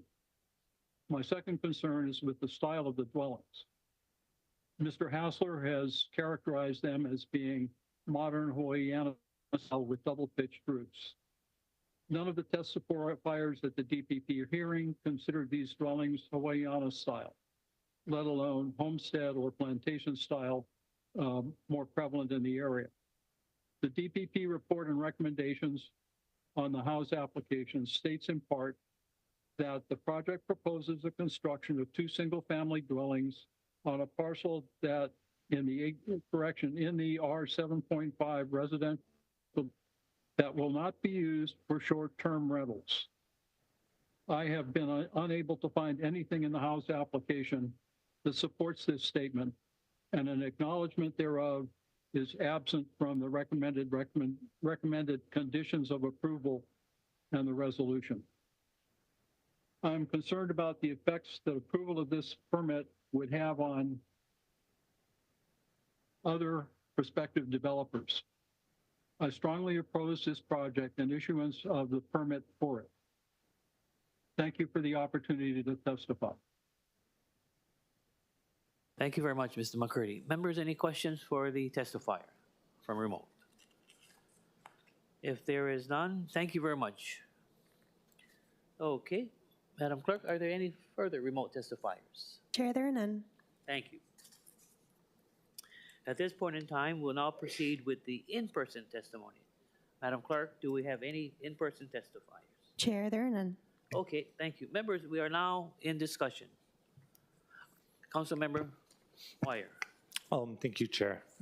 Want to again thank the applicant and his team for being here today.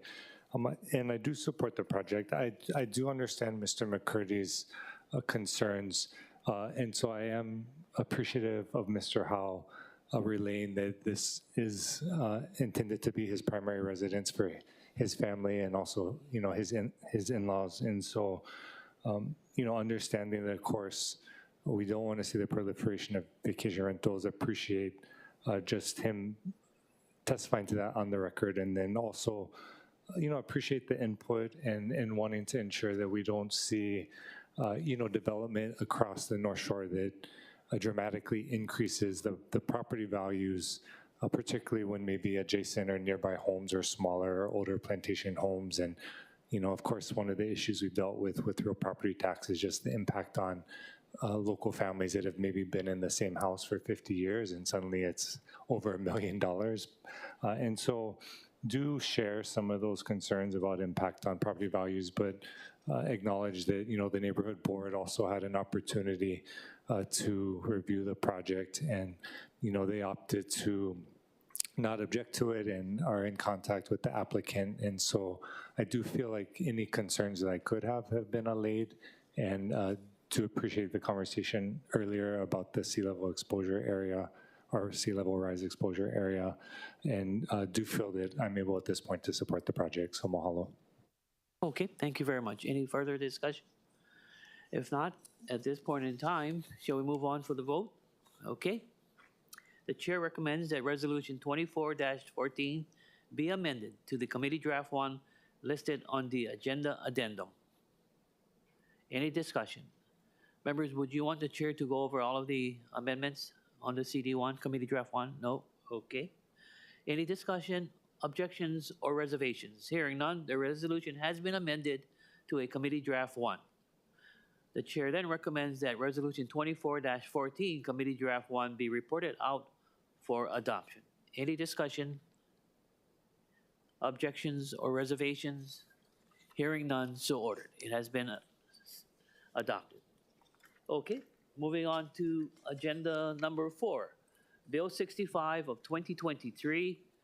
This bill adopts the Hawaii State Building Code, including appendices U, W, and X, the state residential code, and the state existing building code, subject to local amendments herein, and updates the revised ordinance chapter 16, article 13 of the Hawaii Residential Safe Room, and revised ordinance of Honolulu chapter 16, article 14, state and city-owned high occupancy buildings, design criteria for enhanced hurricane protection areas. Members, because of the length of the bill, by Council Communication 6 of 2024, I requested that amendments to the bill as be proposed using the amendment matrix form and numbered as a council communication. We have listed on the agenda Council Communication 16 of 2024, which I submitted proposing 5 amendments to the bill. The amendments in line item 2, which would add an exemption for barbed or razor wire fences for state-operated airports, harbors, and maintenance yards, was initially proposed in Bill 23 of 2023. However, the state interim building code, which is the subject of this bill, became effective prior to the passage of Bill 23 on third reading, so that same amendment is now being proposed for this bill. The amendments in line items 1, 3, and 4 were recommended by the Department of Planning and Permitting in Departmental Communication 837 of 2023. The amendments in line item 5 would make miscellaneous technical and non-substantive amendments throughout the bill for purposes of grammar, formatting, consistency, and clarity. At this point in time, we would like to call Director Apuna or the Deputy Director Sumata.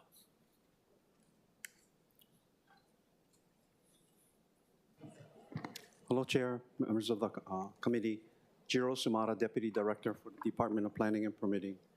We support the proposed amendments to Bill 65 and are here to answer questions. Members, any questions for the director? Yes, please, Councilmember Cordero.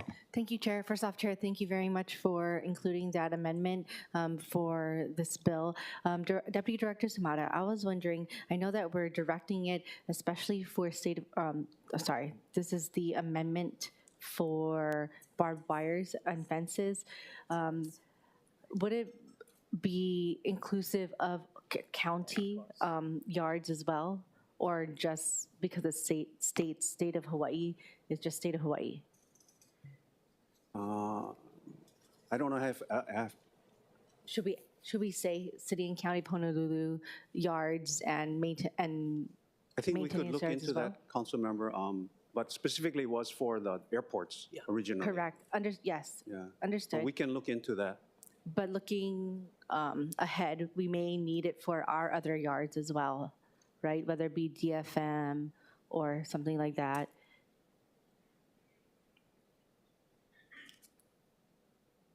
Okay, thank you. Okay, Councilmember Wire. Thank you, Chair Mahalo, Deputy Director. I was hoping you could maybe just walk through the amendments proposed by Chair that were included in Department Communication 837 to make sure that we understood, or I guess that I understood exactly where the reasoning was coming from. So I know the first one was the changes in the miles per hour for the wind-borne debris region. But what was kind of the analysis or the reasoning behind that change? The main reason is based on the cost impact that it would have to housing. The actual amendment is in the residential code.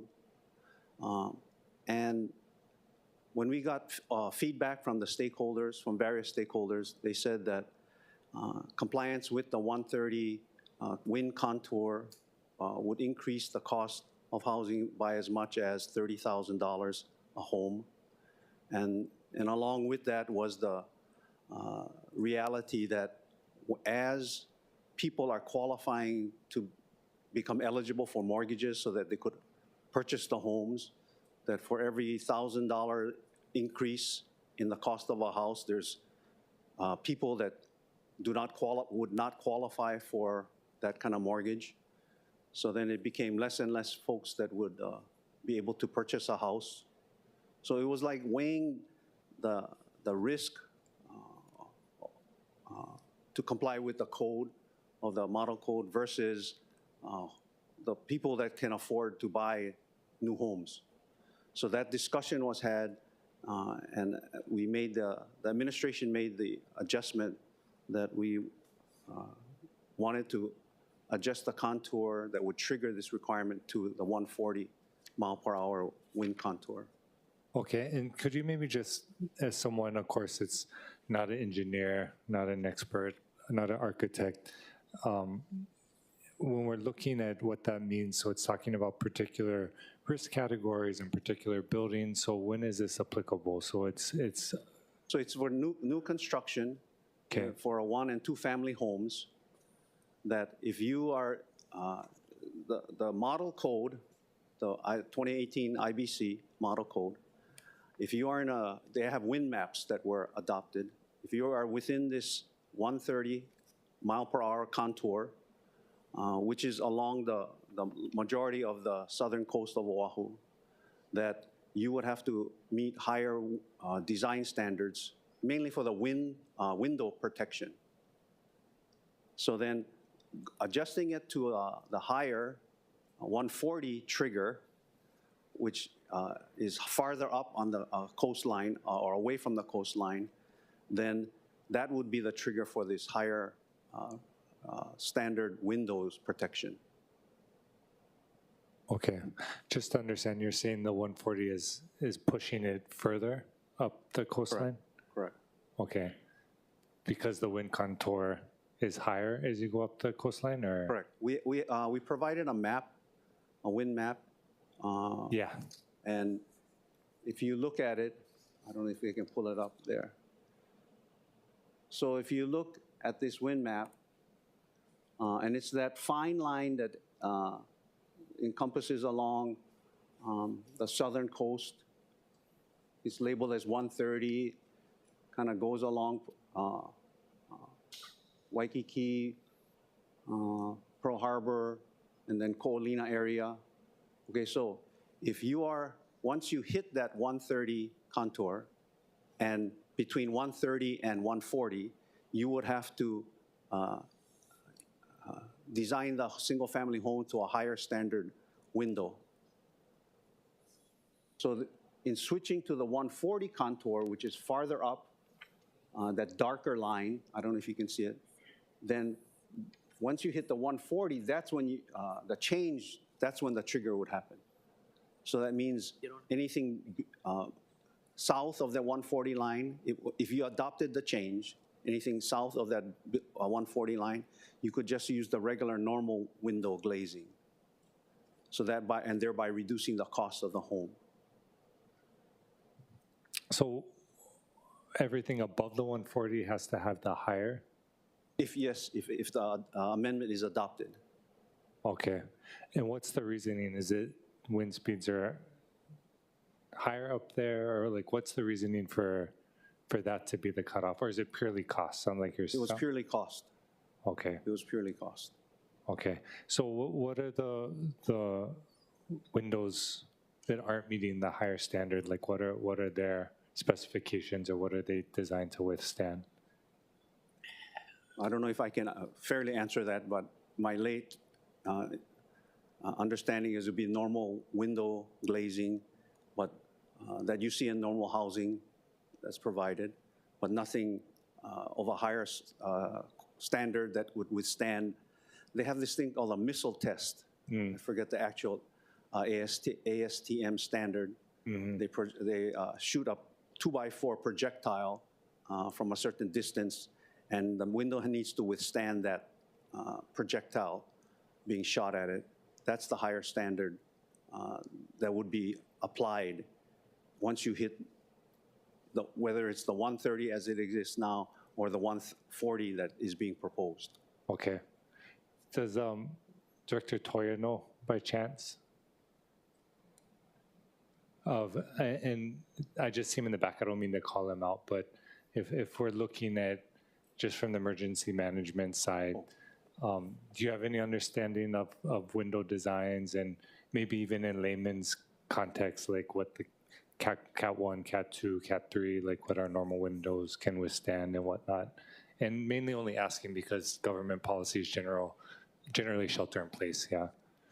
Yeah, good morning, Chair. Good morning, committee members, and thank you for that question. Hiro Toya, Director for the Department of Emergency Management. So I do not know the technical specifications of these windows, but from emergency management standpoint, just the context in which we're operating, I believe I've briefed this council before about the condition of our hurricane shelters. So there's very limited public hurricane shelters that we could advise people to go to. So our position is just to really take a multi-pronged approach in providing for protection from hurricanes for our public. One is do what we can with the facilities that we have. These are mostly DOE schools, and continue to work with the state to identify high priority retrofits for these to provide better protection. Continue to recommend to the public to prepare themselves and to do retrofits to their own homes to the extent possible. Now, when there is a storm approaching, the windows do present a vulnerability for the homes, and so we would advise folks to either board up their windows or take some other protective action. As once the envelope of the building is breached and the windows breached, then that's going to just wreak havoc inside the home. So, really, our interest is to continue to promote the safety of the public through this multi-pronged approach. Now, and I get that this is inherently going to be a balance between public safety and affordable housing and ensuring that we have quality of life for our community. So, so really, like from you look at the map, if you follow the 130 contour, that would include vast majority of the island of Oahu. If you move up to that 140 line, then of course it's going to exclude a significant area of the island. So that's what we're talking about. And so again, I'm sorry I didn't answer your exact question about the specifications of what wind speeds each of these window types could withstand, but really, we're not only talking about the wind speed itself, but also when it comes to these high wind events, it's the projectiles that are going to be airborne. So, we are in an environment where we're going to have a lot of windborne debris when we have a hurricane, right? So, we want to continue to do as much mitigation as possible. We do have the update of our local hazard mitigation plan coming up. Actually, we're starting that process very shortly here. And so whatever we can do, and of course it's inherently going to be a balance of considering all the factors. So I'm sorry I didn't answer your question, but I do appreciate the opportunity to provide my comments here today. Thank you for that, Director. And then just last question, if I may. Just going over to the tsunami section too, could you just maybe walk through the analysis that went through? So for the tsunami loading, again, it was in our original bill that was sent to council. It was changed after we received input from the Structural Engineers Association of Hawaii. So we relied heavily on their input when we first inputted the requirement into the bill. Our understanding is that they had a meeting of their membership in December, and at that meeting of their membership in December, the Structural Engineers Association of Hawaii sent us a second letter in December saying that they could not endorse having this tsunami requirement in the 2018 building code at that time, and that further study was needed. So based on that second letter, we pulled it out. And that was how it evolved. Okay, and I just want to give credit to DPP for just the extensive outreach you've done. And so I appreciate the collaboration and talking to stakeholders and really being intentional, because I think we've talked over and over again how affordable housing is the crisis we're confronting today. the biggest one, I think, for particular younger generations. So in the recommendation to strike, I guess, the criteria for high-rise risk category 2 buildings, what is that doing? So is that eliminating category 2 as? It eliminates the high-rise risk category 2 buildings that have these occupancies, business, education, I is institutional, R1 is the hotel, and R2 is for apartments or condos. Okay, so just so I understand, because I want to make sure I'm reading this correctly, is it that as initially introduced, certain types of category 2 buildings were required to meet the standard? Yes, so we're taking out this high-rise category 2 that was in the inundation zone, and that would be 90 feet or taller. Okay. So that the other risk categories still remain. Okay. So it was just this one that at one time we had it in, and now we're proposing to take it out. Okay, so by taking it out, and just for layman's terms, are we increasing the number of buildings that are meeting the tsunami standard or decreasing? I don't think we're decreasing the number. It's just not having these high-rise structures having to meet this higher standard for tsunami loading. Okay. Structures that are in the inundation zone still need to meet tsunami standards for yeah. design. It's just this high-rise structure was like a added detail as far as what they had to meet for 90 feet and taller. Okay. And I only ask because my reading of the testimony is that a lot of folks in the engineering and architectural communities felt that those buildings should be expanded. Is that your understanding of some of the input? Or I hadn't reviewed the testimony, so I'm not totally familiar. Okay. But there are folks in the audience that I think are planning to testify. Okay. That are actually some of the folks we relied on when we first considered inputting it into the as a city amendment. Okay, I appreciate that. Appreciate your input. I won't take more time on this, and I know we have testifiers, but just wanted to kind of walk through them, make sure we understood. Yeah. Thank you, Chair. Councilmember Kiana. Chair, I like to follow up on that because that seems to be the provision of contention in this draft amendment. And but before I speak, can I ask you that association or society that you relied on, did they testify for the record today? I think I don't know if the Structural Engineers Association submitted testimony or not, but there's members that are here. Yeah, well, the majority of people who have submitted testimony are in opposition. So first of all, let me just say that, so I'm glad that they provided input, but I think they should do it in a transparent fashion and let us hear this dialogue, because I have a problem with that part of the amendment.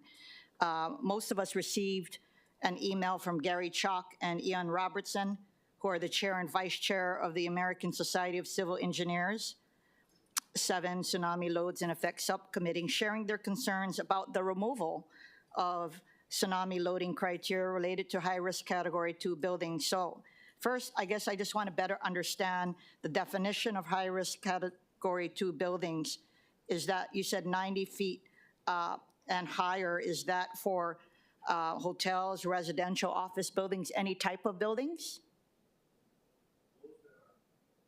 Pardon me. Those that are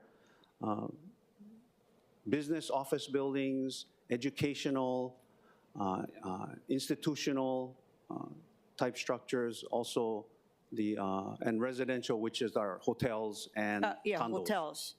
Okay, so that's Those a little type of concerning occupancies. because normally when you have an evacuation and everybody can't get out, one of the recommendations is to seek the higher floors, right? So my question is, are current high-rise buildings that are located in tsunami zones subjected to specific design requirements to prevent partial or total collapse during a tsunami? And if so, will the removal of this criteria for these types of buildings have implications not just for the design of these buildings, but potentially jeopardizing public safety?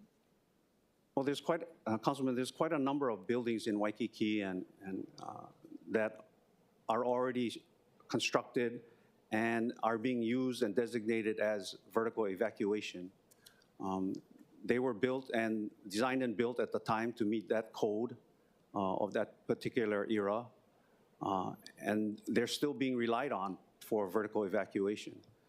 To have these buildings, the new buildings, meet that code, with this amendment change, in my mind, it's still a safe use of the structure as an evacuation, for vertical evacuation. Okay, well, I don't know if I agree with that, and hopefully we'll hear from some of the experts, but with regard to current buildings meeting those standards and then the new ones not having to, I feel that in an emergency, people cannot tell the difference. They're not going to say, oh, that's the vertical building we should go and escape to. You know what I'm saying? People panic. Yes. And so I would like to think that they should be able to go into any building and feel that they meet the highest standards possible so that the building can withstand a tsunami. So, okay, thank you for that, and I look forward to the testimony, Chair. Okay. Any further discussion for Mrs. Sumara? If not, thank you very much. Just stick around. Okay. For further questions. Thank you.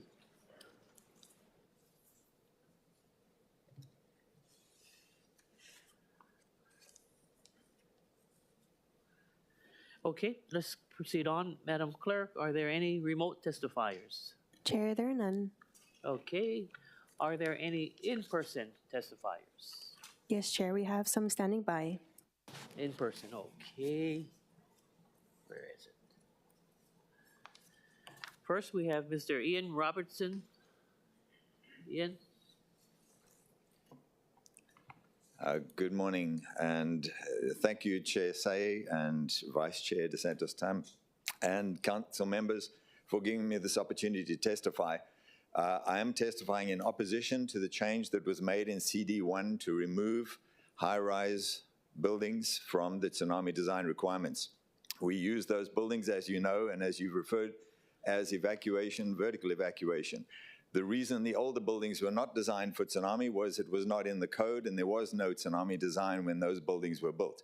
Now that we have tsunami design, it is unconscionable to think that we would not design the buildings when we're telling people to use them for evacuation, but we would choose not to design them for tsunami. It makes no sense at all. The opposition you're going to get is that it's expensive. It's not. For the one building that has actually been built according to the tsunami requirements in Mo'iliili, and it was actually less than 90 feet tall, but that was the requirement in the prior Honolulu City and County Code. The cost was approximately 0.25% of the total cost of the building. As buildings get taller, 90 feet and above, that cost goes down. And I'm sorry, I'm out of my time. So please proceed. I'd be happy to answer any questions. Please proceed. Oh, thanks. That cost goes down. A 20-story, 30-story building, the cost will be negligible because you're only designing the bottom 1 or 2 floors for the tsunami loads, whereas the building is getting tougher because of the seismic and wind loads, which increase as the building gets higher. So the cost implications are minimal compared with the life safety risk if we have a tsunami similar to Japan. The Indian Ocean tsunami in 2004, the Japanese tsunami in 2011, both events significantly exceeded what anybody anticipated would happen. If that happens to us, we should be ready. This code will make us ready. And I don't see the point in canceling that requirement. Thank you very much for your time. Thank you. Any questions for Mr. Robinson? If not, thank you very much. Yeah. We have next Mr. Gary Chalk.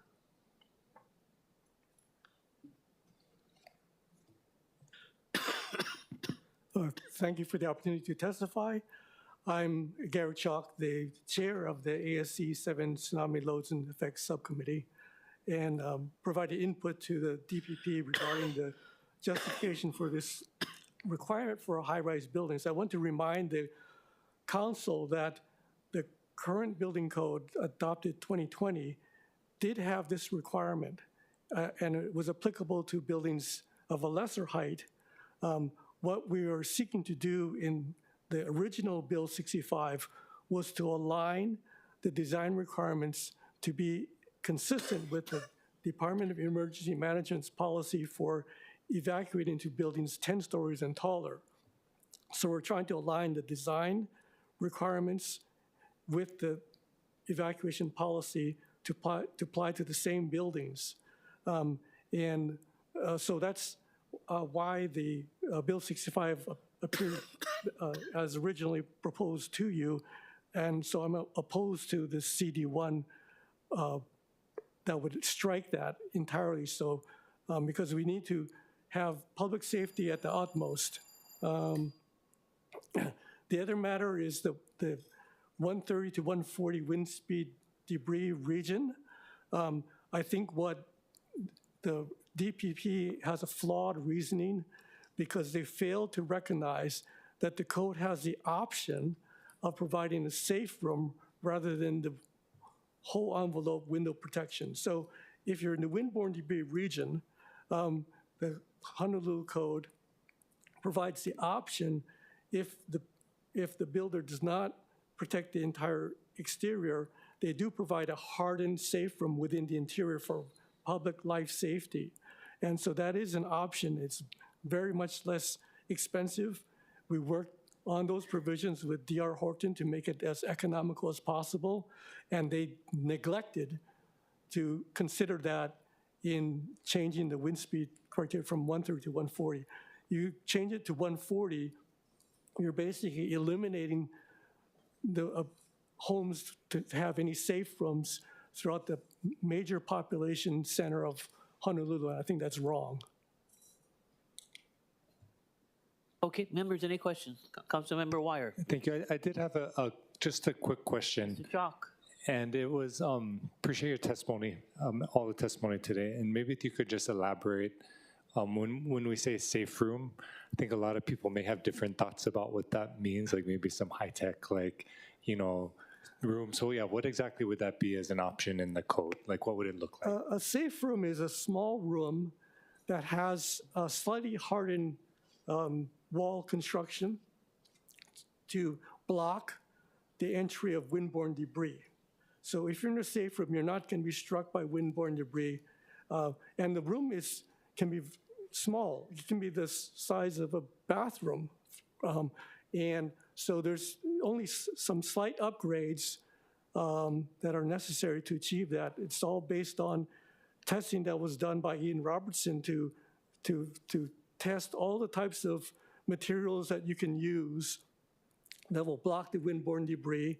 And the industry participated in that, in providing samples and so forth. So the code has the pre-qualified list of all the types of assemblies you can use in this safe room to provide the level of protection necessary. So it's very easy to do. It's very straightforward. You know what you can use, and it's a very small cost if you don't go to using windborne protected glazing. The windborne protected glazing is also very simple. It's laminated glass. And so what happens is when the window cracks, it doesn't burst open to the fragments. The membrane of the lamination holds it together, so it kind of balloons out in the wind, but it doesn't shatter into the residence. So I think with the advent of the energy code and so forth, laminated glass is becoming much more common. The studies that were considered in terms of the cost of laminated glazing that they are referring to was done 25 years ago. I think the economics of that have changed as the industry has gotten more modernized, and there's actually more window manufacturers and suppliers now than there were at the time. Mahalo, appreciate that. Thank you, Chair. Any further questions for Mr. Chalk? Mr. Chalk, one question for both you and Mr. Robinson. So at this point in time, of the proposed Committee Draft 1 amendments presented by DPP, you are only in opposition to the windborne We're tsunami. in opposition to windborne and in opposition to the striking the requirement for tsunami Oh, design of right. high-rise structures. Okay, got it. The other portions of it are, okay.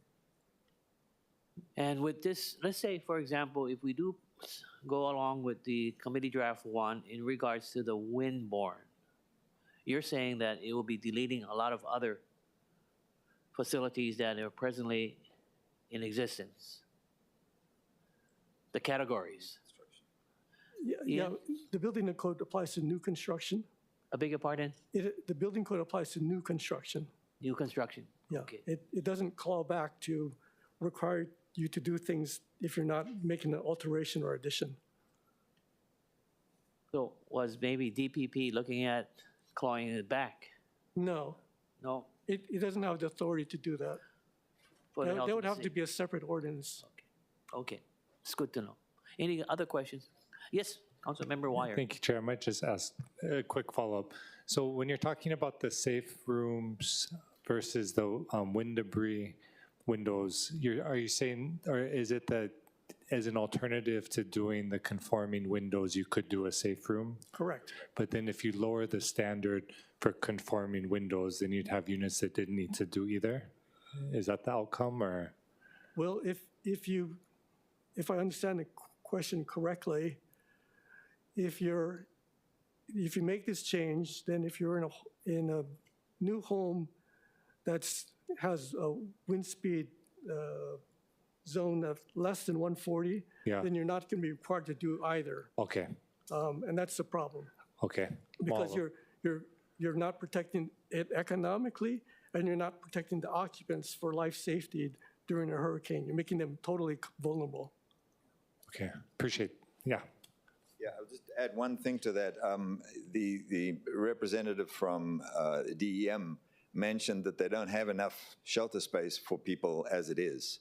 One of the intents of this change, and this was made in the City and County code many years ago, was to allow the option of a safe room, because we understood from this study that was done 25 years ago, reinforcing all of the windows is an expensive operation.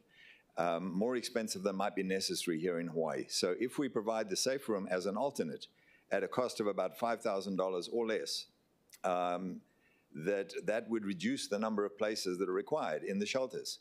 That was the whole intent, was to make it possible for DEM to manage the people who needed to evacuate and leave as many people in place as possible. So that's the intent of making that option. Well, appreciate that. Thank you, Chair. Okay, any further questions for the testifier? The chair has a couple more questions. Oh boy, what happened last year when we approved all these projects? This is under the old building code. And, right? I'm sorry? All the projects that the city council approved last year was all under the old code. Correct. The tsunami high-rise building requirements for tsunami design were in place in the Honolulu City and County Code from 2020 through 2023, at which time you lapsed into the state building code. The state building code doesn't have that requirement because the other counties don't need it.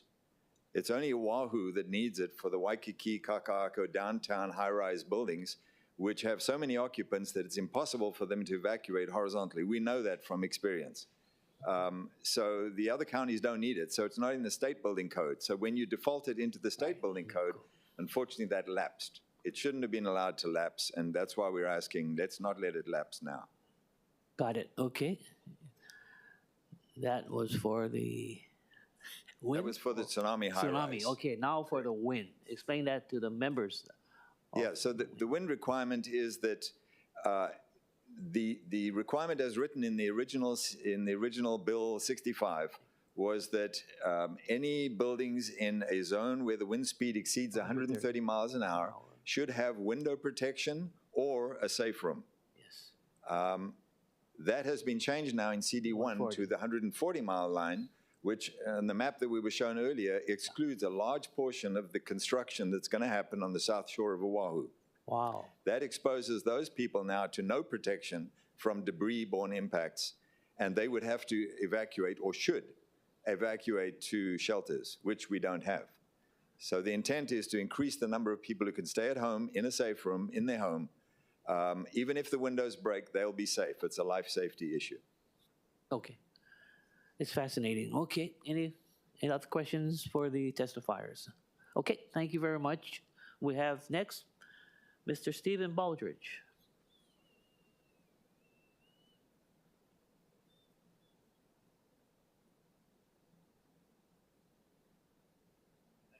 Oh, press the button. Thank you, council members, for allowing me to be part of democracy. My name is Steve Baldridge. I'm a structural engineer, been a member of the code committee with these gentlemen over the last many, many years. I was the technical director for the very first FEMA document on tsunami evacuation shelters and have responded to both local hurricane disasters, tsunami disasters in Samoa. Building code process is supposed to be consensus and democratic as well, just like this is. But over the years, these two gentlemen have circumvented their colleagues on the code process. That is how tsunami got into the state code, and that is why tsunami was taken out of the state code. The letters that you received that we sent to you were from the other engineers who are on the code committee, whose opinions not only were not listened to, they weren't told this was getting into the code. So, kind of surprised, Mr. Flaherty, $800,000 of cost for tsunami. A 2,500-year tsunami, they're not telling you that, 2,500-year event prior to when Jesus Christ was born. A huge mega tsunami coming from Alaska. $800,000 it cost them, including consulting fees to Dr. Robertson. I've done a lot of design. It's not really a safety issue with the new buildings. We've done a number of projects in Kaka'ako that I'm fully confident will be able to sustain a tsunami. The cost becomes having to prove it and hiring special consultants to try to figure out what the tsunami wave is. There's a place for it, there is. The bigger issue actually is Waikiki, which has fewer places to evacuate to. Kaka'ako, you can walk out. It's pretty darn easy, and you probably want to. Because if we have a 2,500-year tsunami, you're going to be stuck with debris around you. You won't be able to get out and get food. In regard to the safe room, the 135 mile per hour trigger mostly applies to residents that could be susceptible to storm surge. You don't want a safe room in a house that has the potential for storm surge because people should evacuate. And if you look at what happened in Fort Myers, Florida recently, and any of the other hurricanes along the Gulf Coast and the Atlantic coast, it's not something you really want to do. Thank you. Any questions for Mr. Baldridge? Yes, Councilmember Wire. Thank you, Chair. I'm just curious, specifically on the last comment, so does that mean we should adopt the 140, or does that mean we should contemplate storm surge? Because when I look at our map, I'm just looking, and it's all the Eva Plain, even Malka of H1 up towards Waikele, Kunia, Mililani. It'd be where Waiava would be. Yeah, and these are all low-lying areas. So maybe there's a good in-between, and that's why you have code committees and allow engineers to discuss it, and actually should be discussing with other stakeholders like the builders, because builders are telling us, it's $20,000. And if you talk to most builders, it said it's death by 1,000 cuts. So it's not just this 20,000, it's another 20,000, something else, something else, something else, and all of a sudden, no one can afford a home anymore. Yeah. Okay. No, I appreciate that.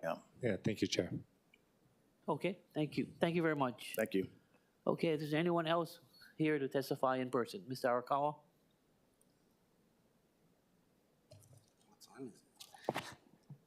Good morning, Chair Say, Vice Chair Dos Santos Tam, and members of the Zoning Committee. My name is Dave Arakawa, testifying on behalf of the Land Use Research Foundation.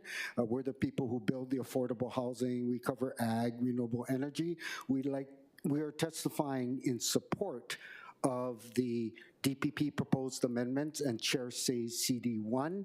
And we'd like to thank DPP for their very robust outreach and input from all parties. There was, you see these people behind us, there was a battle of the experts. There was a battle of the experts, architects, engineers, and these architects and engineers build homes, and they all support the CD1. These two gentlemen back here are the consultants that will be hired as experts if you do not pass the CD1. See, so they have a financial interest in this.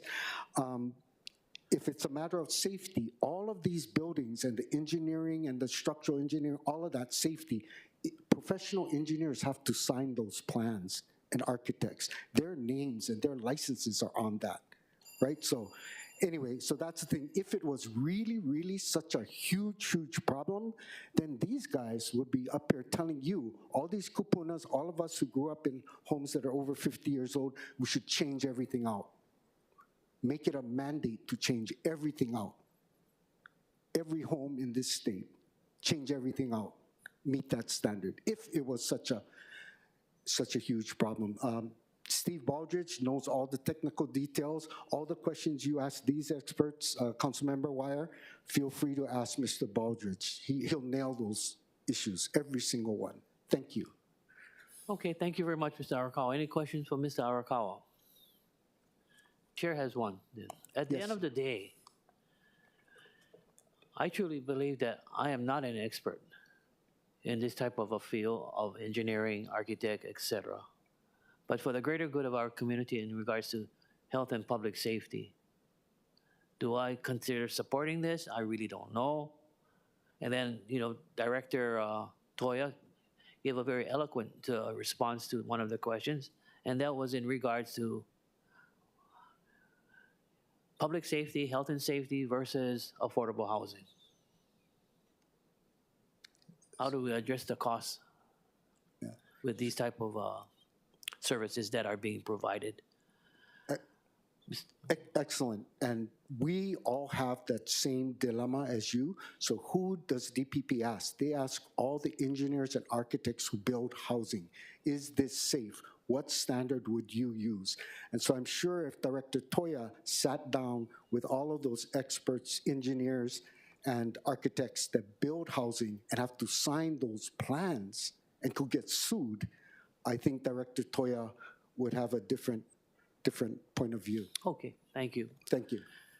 Okay, members, any other discussion? Great discussion. Thank you very much, Mr. Arakawa. Is there anyone else in person who's willing to testify on measure number 65? If not, we are now in discussion. Any discussion, members? Yes, Councilmember Kiaina. Yeah, just trying to better understand what the current code is. I understand that it expired. So does the current code have these criteria for high-risk categories, so this CD1 is removing it? Is that Deputy correct? Director Sumara, please, come on up. It's not like it's a new proposal, it's what exists, and the amendment is trying to strike it for high risk to buildings.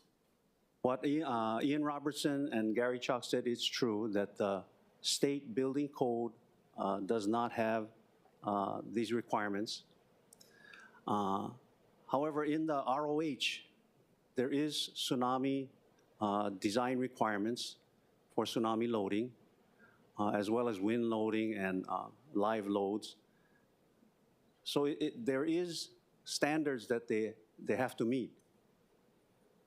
So as far as this, I think as just as what some folks have testified, it's a very passionate issue.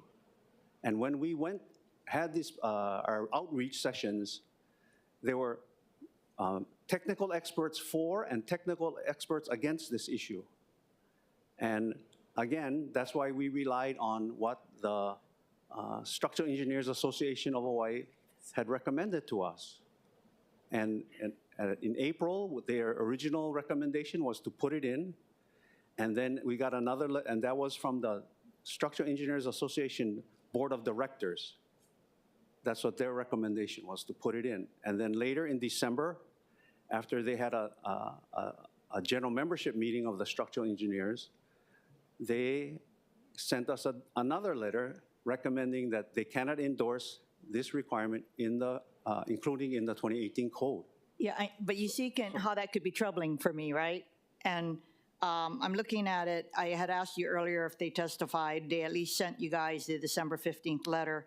And it says here, it is not prudent to recommend more stringent design requirements for construction in the city and county of Honolulu without thorough study and deliberation, both internally within the association and externally with other engineering, construction, and developer industry partners.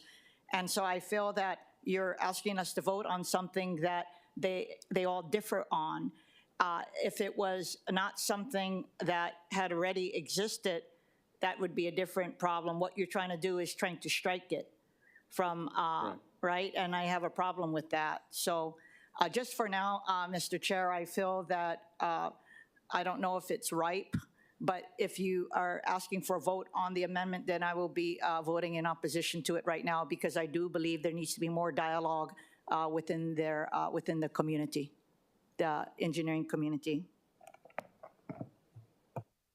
Well, any thoughts, Deputy Director Sumata? You know, is there any room for further discussion?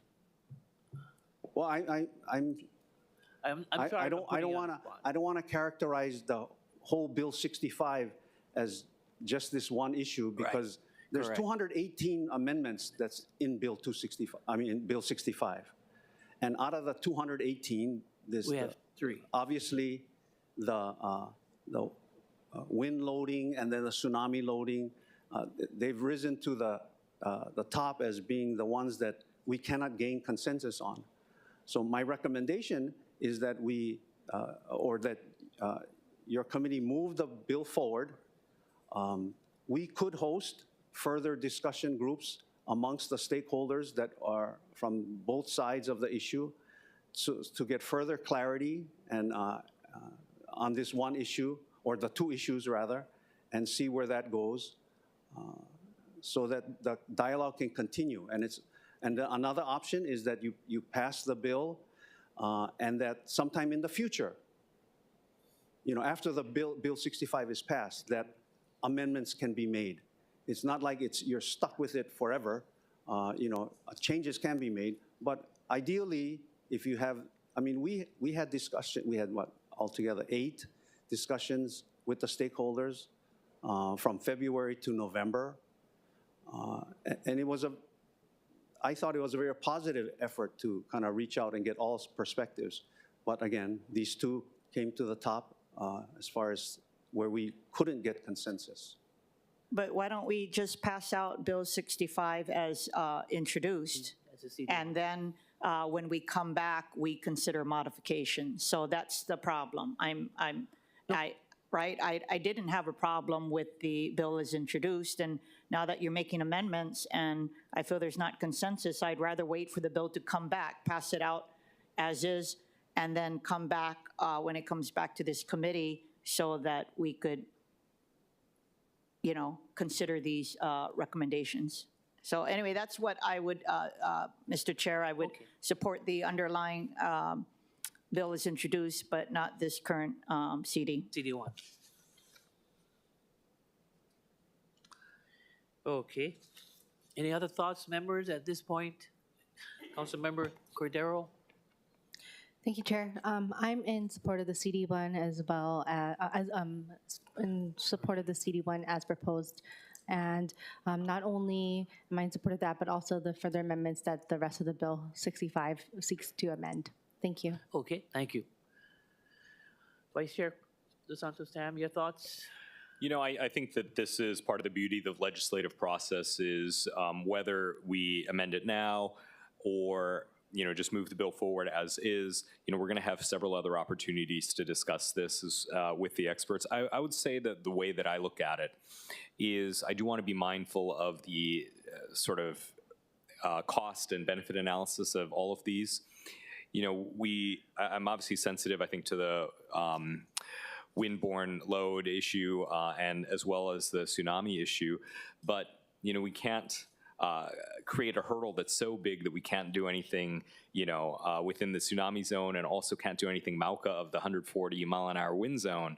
And all we end up with is this sort of thin part of the island where we can create, you know, affordable housing and do other things. And so I guess through the rest of the process, I'll be looking out for these issues. And then, but whatever your recommendation is, I'm happy to follow.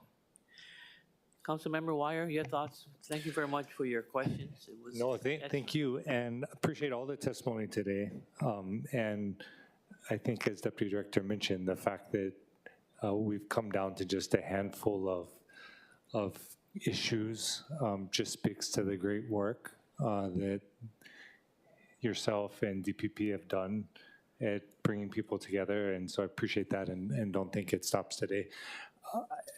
As you, Chair, I'm not an expert, I'm not an architect, I'm not an engineer. You know, I do want to ensure that we don't create any barriers to affordable housing. But then when I look at just all of the area within that 140 zone, you know, just as was mentioned earlier, DR Horton, I know like Ho'opili, that they have, you know, are complying. I think they went through the safe room conversation at some point and whittled down like where they don't need, right? Like, oh, we don't need to have a phone line because everyone has cell phones now and stuff like that. But in looking at the area that would be included, I just have more questions, particularly areas that are far enough Malka where it wouldn't be in the inundation zone, particularly affecting like Central Oahu, West Oahu. And so I would prefer we continue the conversation with the original bill, but I'm not ruling out amendments proposed in the CD1, but that's just my position. Okay, yeah. no, the chair would like to recommend that we do amend it because that becomes the base for the next public hearing discussion as a CD1. If you go back to the original, there is no amendments to what DPP had recommended to us. And that's the question that I pose to all of you. Right?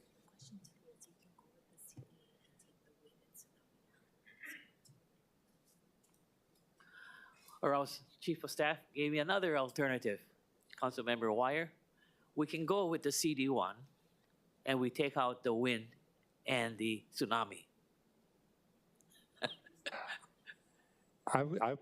If you're asking myself, I would feel most comfortable with that. And I think there are a lot of folks that showed up today that are, you know, I intend to try to have conversations with, but that sounds perfect actually for me.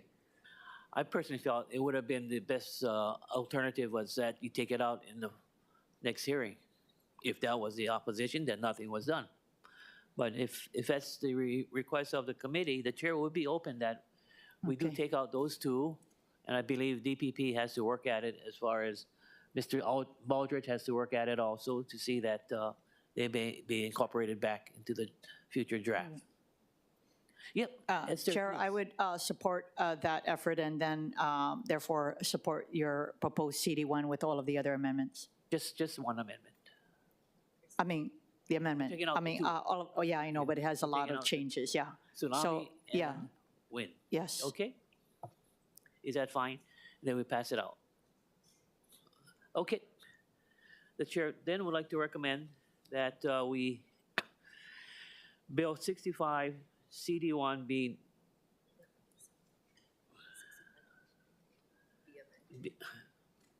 be amended to a CD1 that incorporates number 2,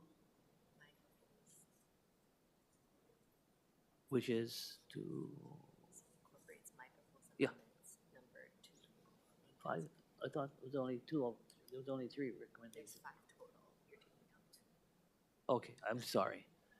The chair recommends that Bill 65 of 2023 be amended to a CD1 that incorporates my proposed amendments, which is number 2, 4, and 5 in the Council Communication 16 of 2024. Okay? Any discussion, objections, or reservations? Yep, go right ahead. So may I have clarification that this removes what you verbally stated?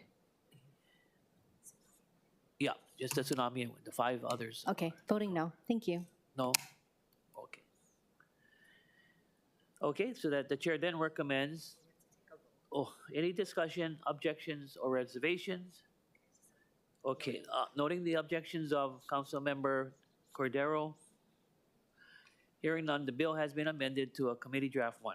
The chair then recommends that Bill 65, 2023, committee draft 1 be reported out for passage on second reading and scheduling of another public hearing.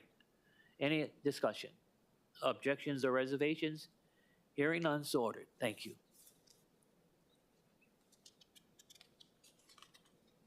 Moving on to item number 5, policies regarding the approval of 21H projects. Status update by the Department of Planning and Permitting of the Council approved 21H projects in the past 5 years. Remember, we're having this informational briefing following the DPP's presentation. We can discuss possible approaches on how the council might look at and consider 201H project exemption resolutions more holistically, and whether the council should prioritize these approvals based on the resources available. I've also asked representatives from the Honolulu Police Department, Honolulu Fire Department, as well as the Finance Division of the Hawaii Housing Finance and Development Corporation to be available for any questions you may have as we discuss this matter. Joining us in the council chamber, we do have DPP Director Apuna to give a brief status update of the 21H projects approved by the council in the past 5 years, including information on which 21H projects have obtained a building permit, which projects have been completed, and whether any of the approved 21H projects did not proceed with development. For your information, the presentation is available online as Departmental Communication 89 of 2024. Members, are there any questions for DPP or Director Apuna, please? Aloha again. Thank you for this opportunity to provide status on 201H projects. These are projects that were approved in the last 5 years by the council. So just as a broad overview, there were 28 total projects approved by the City Council. 22 were DPP projects and 6 were HHFDC projects. And to give you an idea, that's basically an approval of 9,080 total units. So that includes affordable and market. DPP projects accounted for 65% of those units, and HHFDC for the remaining 35%. And then just affordable units, that's 7,510 total. And DPP accounted for 69% DPP projects, and then HHFDC projects 31%. So that's kind of a lot. 9,000 in the last 5 years, beginning in 2019, and including COVID, where there was probably some slowdown. So this gives you an idea about permit status, and we're taking it building permit status. So the pink indicates it has not necessarily entered building permit status. It could be undergoing other permitting in our department, some infrastructure, subdivision, et cetera. But they basically haven't pulled a building permit application. And then the blue columns they are in process with building permits. And then the green is CO, or they have a certificate of occupancy, so pretty much complete. So as you can see, we have about 8 not yet in process, and I'll talk a little about that later. But 29% of the projects are not yet in building permit. 50% are currently in building permit process, and then 21%, 6 of those projects do have COs. And this breaks down the same, but with regard to units, just so you have an idea of how many units are still set to come through the process, which is 2,797, and then in building permit process currently, 5,033, or 55% of total projects. And then we have 1,250 units that have been completed and have a certificate of occupancy, or 14% of the total number of projects approved since 2019. And this is a list of all those projects that have received certificates of occupancy. It's just a breakdown of the last slides. It gives you the name of the project, address. These are DPP projects. And yeah, these have COs. This next slide are all of the ones that are currently in building permit process. I'm sorry, you can't see the very bottom, but the totals are, again, 50% of all the projects are in current building permit process. And then lastly, these are that are not yet in process. They do not have building permit application numbers, but I would note that if you look in the Reso approval date column in the middle, a lot of these have been approved just recently. So, you know, you have Pahoa Ridge last month, and then many in 2023. So I don't think it means necessarily that they have dropped or they're no longer moving forward. There's one that is the first one, Kahuku Managers. I'm not sure.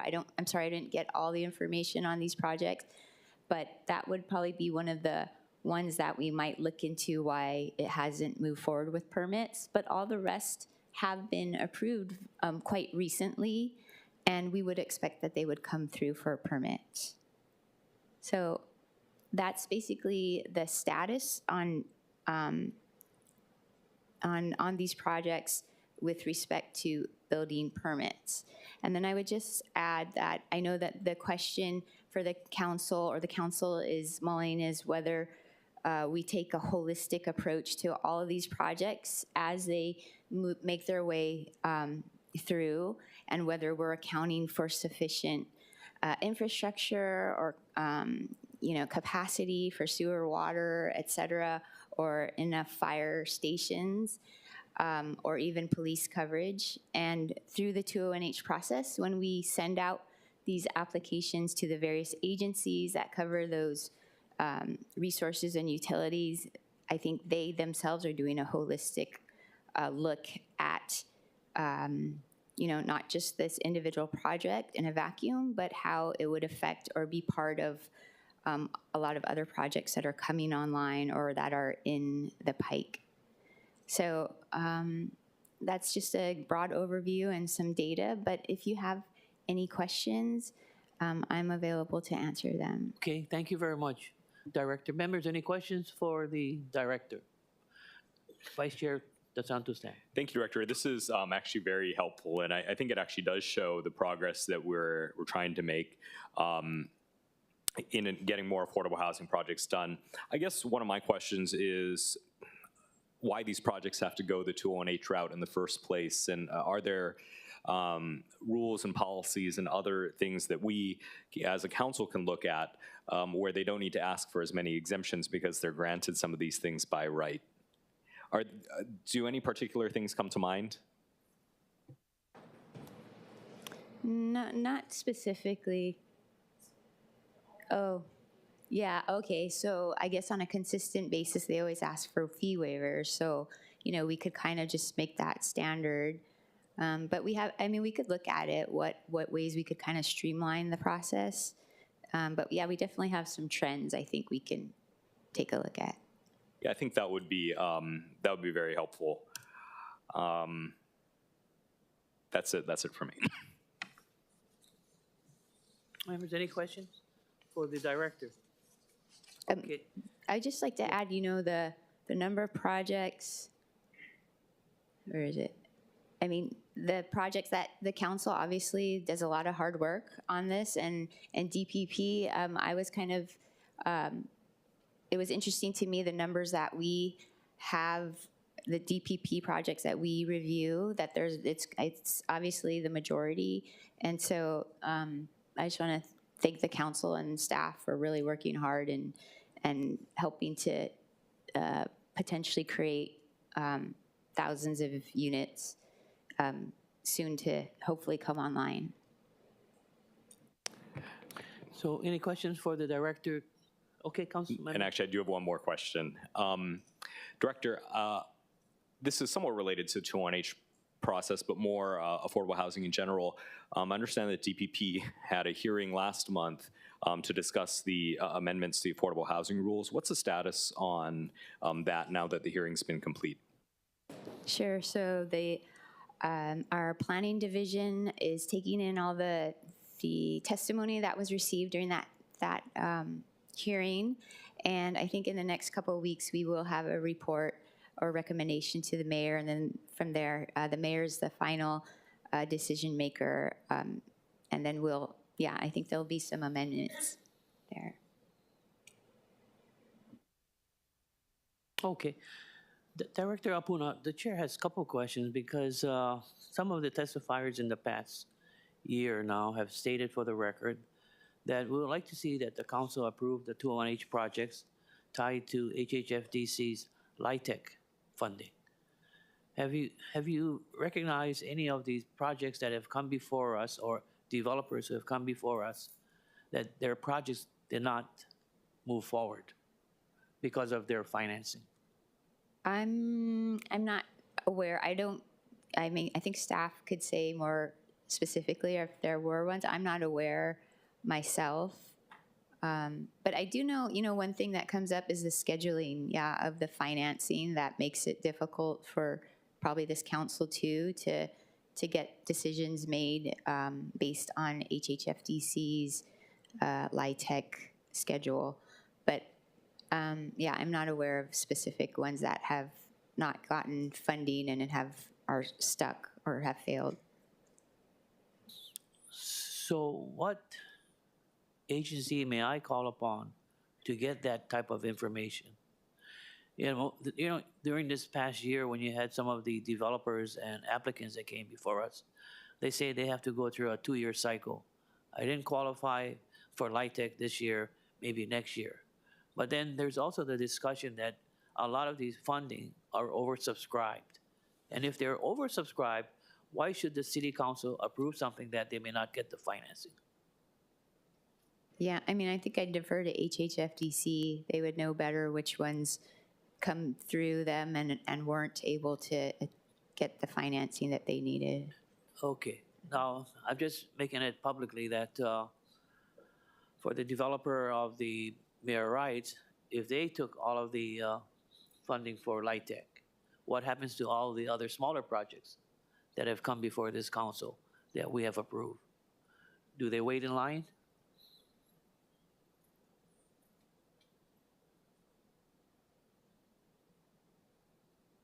Right. I think we've seen a couple of projects where they create these options for themselves so that if they don't get the HHFDC funding, that they would switch to a different model of financing the project. But yeah, I think it's hard when you don't know and the pot is limited. So could we, that's why I'm asking the question, could we reverse the process? You get the financing first before you come before the council.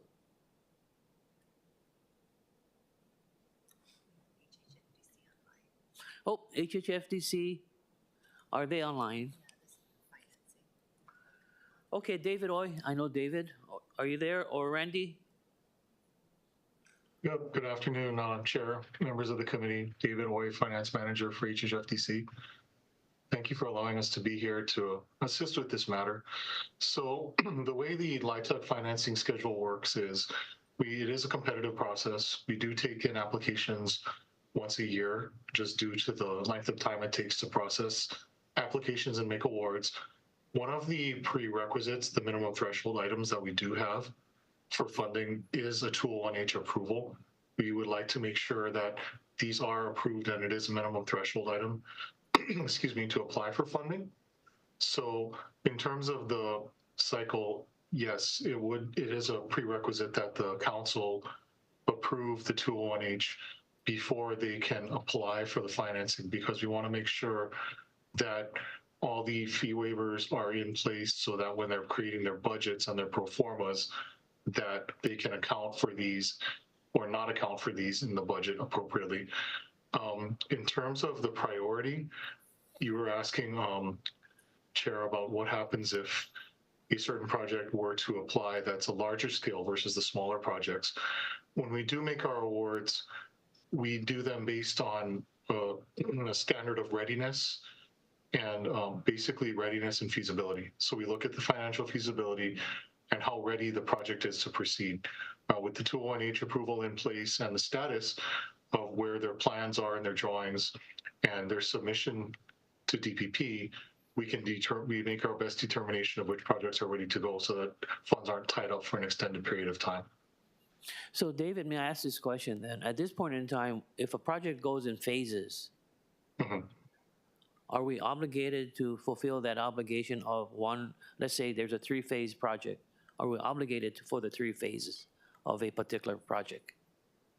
I believe what we do look for is that to see if each phase can stand on its own so that the obligation isn't tied in its entirety to each phase. But Randy, if you're there, I think you have a better handle on what the 201H process is like for approving multi-phase projects.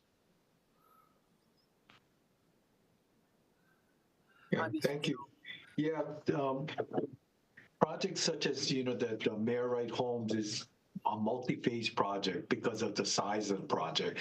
So we want to make sure that each phase can stand alone on its own in the event that they do phase 1 and for some reason they don't get to do phase 2 and beyond.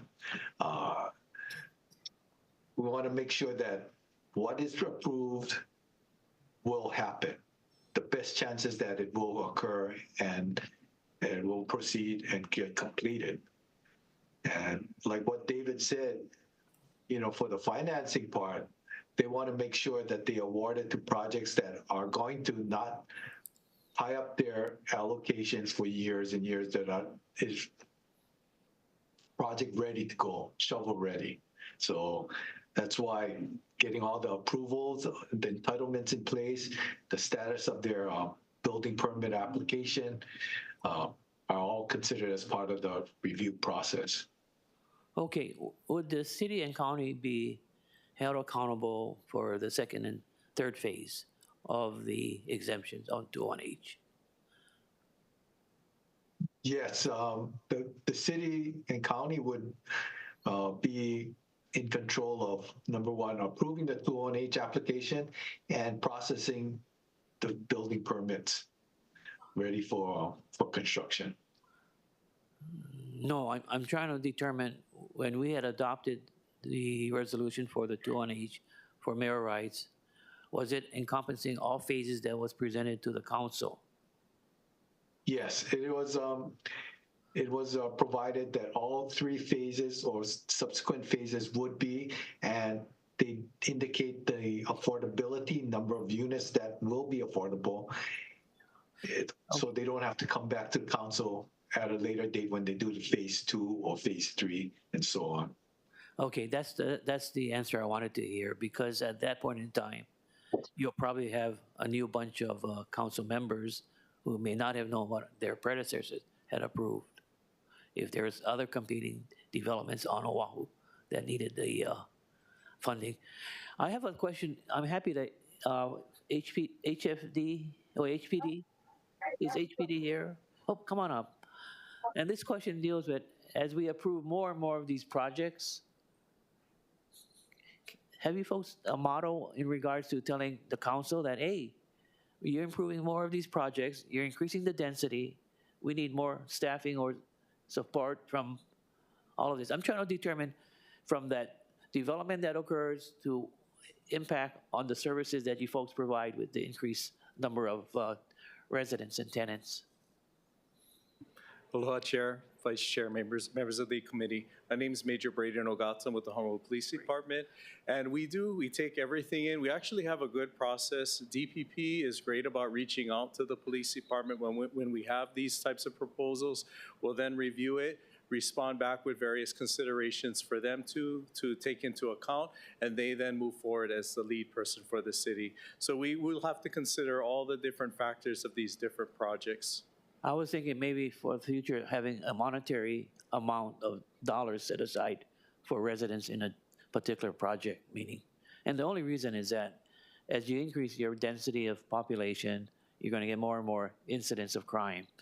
And it just adds to what we have today. But I just wanted to figure that one out at this point in time. So you folks don't come before the council for the 201H, where we could ask you these type of questions, Mr. Ogata. Yes, we don't come forward, but we are represented though, sir. Okay. Members, any questions for HPD? Okay, thank you very much. HFD, Fire Department.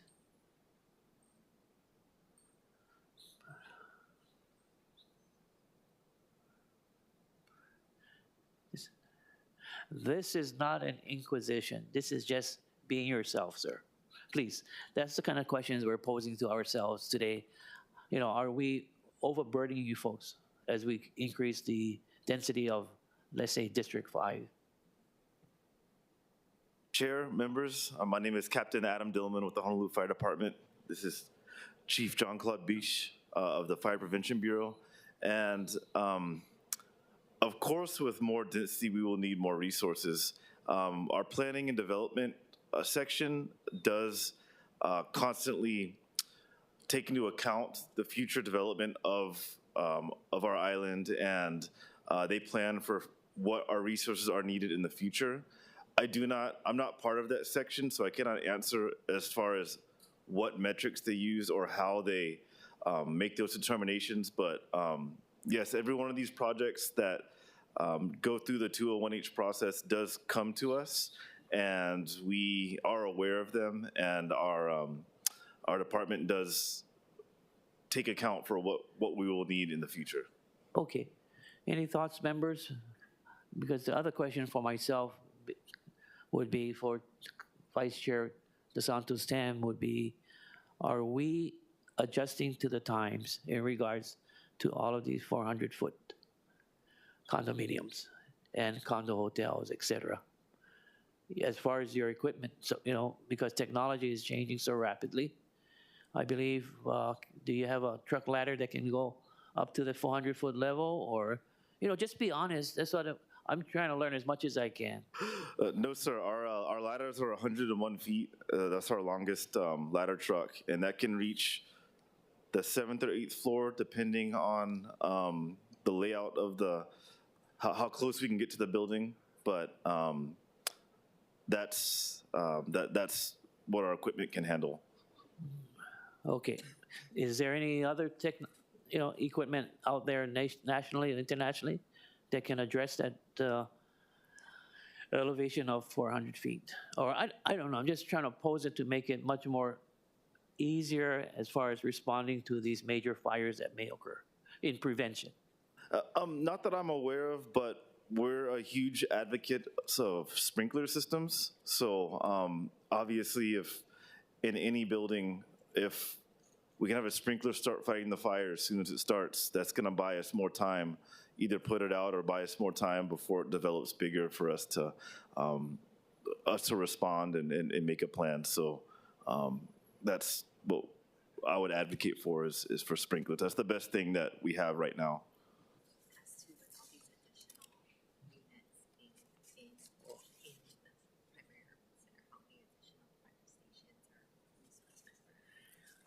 My chief of staff is asking me this question on your behalf. How many more fire stations do you think you would need in primary urban center District 5 with the increase of over 5,000 residents? I don't have the answer for that. That's not my area of expertise, but I would love to take the question and we could get back to you on that. Director Apuna, you wanted to say something, respond? I just wanted to add that, in the last year, a DPP has been working with HFD to provide data that can work with some of their planning efforts, especially in the urban core, the Kaka'ako area. And so we're trying to help them create justification, also including the developments that are coming up to say, where they can cite, where they should cite new stations and, make sure that the response time is accurate. So in the urban core, and then we're also looking at throughout the island how we can help HFD and just coordinate with them to have a good plan and provide data to make sure they get the funding and the siting of new stations. Okay, it's just that, for members, we get the blame that when we do these developments, that's your revenue source. And that's not a fair assumption to make. Or just raise property tax rates to fund it. So in trying to make that correlation, at least we have some foundation to make a request to our peers on the other side of Punch Bowl. Because, the young men and women who are the first responders, these are what they deserve as far as their pay and their benefits. And that's the reason why we're going through this exercise.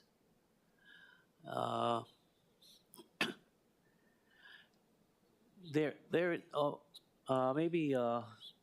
Director Apuna, maybe you would know more about, I don't know, would it be DFM or whoever it may be by departments, when they make the request for the public public infrastructure map? The PIM, PIM? yes. Yeah. Yeah. So that's why I'm just wondering, like, for example, does Kaka'ako have a major fire station, or are they being supplemented from other stations outside, like Makiki, et cetera, et cetera? Yeah, I mean, I don't know the specifics, but I don't know the specifics too, but I'm just trying to see how the first responders can get there at the right time. Right. If there's a major incident.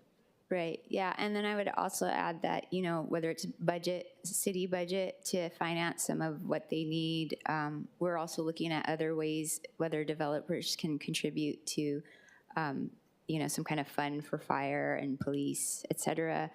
And I've been reaching out to HCDA because I'm not sure if they have mechanisms in place. So when they approve projects in their district, whether they are asking the right questions and making sure that they involve questions about resources, fire and police, et cetera. That's good. Okay. Any other thoughts, members? Okay.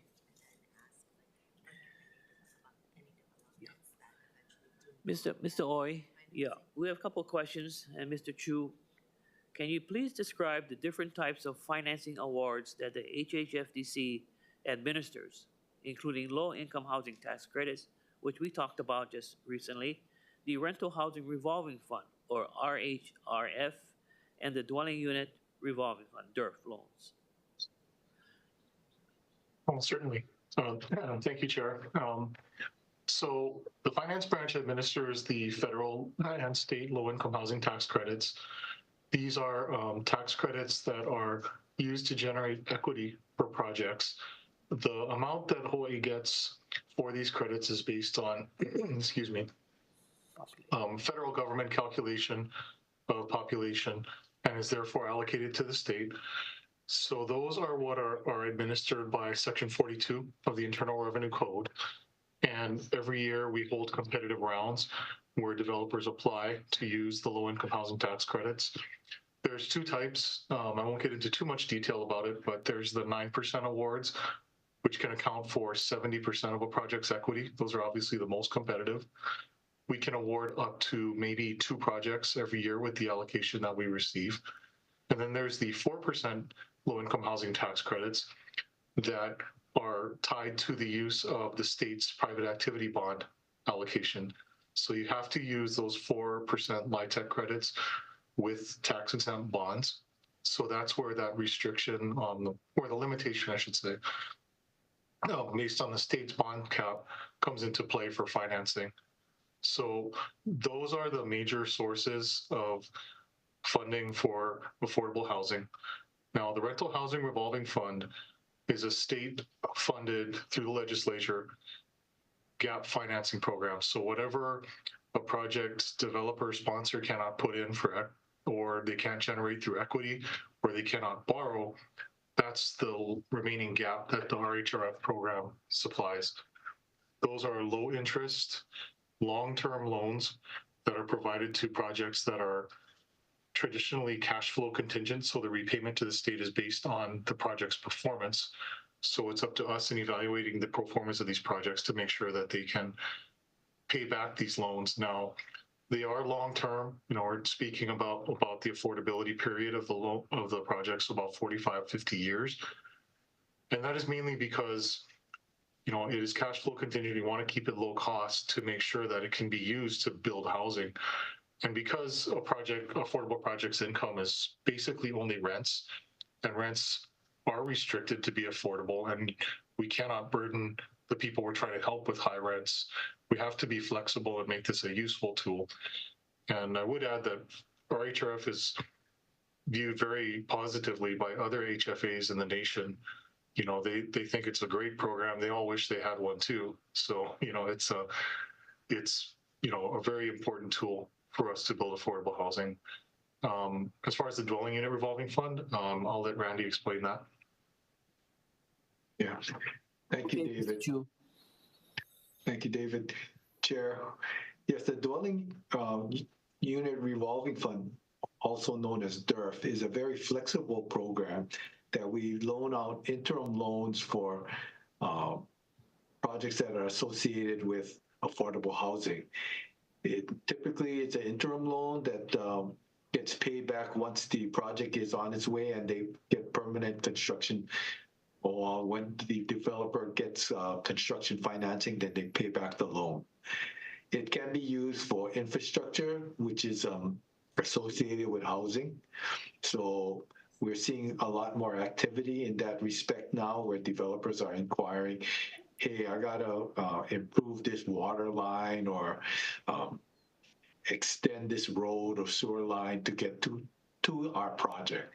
They can apply for funding for that also with the DERF loans.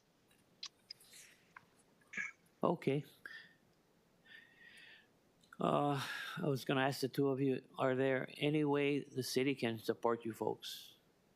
It's just with the 201H?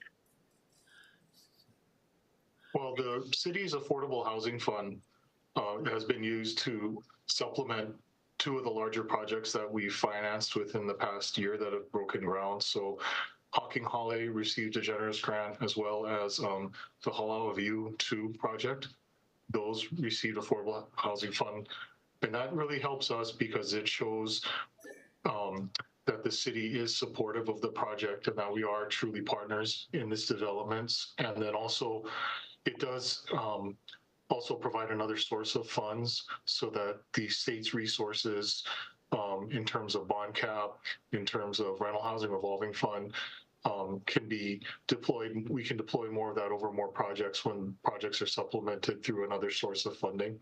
But really, we like to be able to show the city which projects we have funded, and when the city can see that we've gone through these, underwritten them, that they're worthy of even a city award for additional funds. Okay. So, David and Randy, would it be possible for the corporation to maybe consider prioritizing our corridor, meaning the rail, for more projects? Well, right now, we the LIHTC is governed by that qualified allocation plan that's required by the IRS by Section 42. We have put in criteria in our scoring for proximity to TOD and rail projects. We do have additional points available for that. We like to leave it flexible mainly because, as we mentioned before, our priority overall is on readiness and feasibility. So in order to not tie up funds. So if a project that is along the rail corridor comes in that is ready to go, we're confident it would receive an award. However, if there is a city project that's not along the rail corridor that is more ready, we would prefer to fund that to get those units up and running. And then when the project that got bypassed were to come in maybe a year later, it is more ready to go, then we can allocate funds, and then you'll see it go up sooner as well. We just don't want to see funds and units tied up waiting for readiness. Okay. Any other questions, members? Please.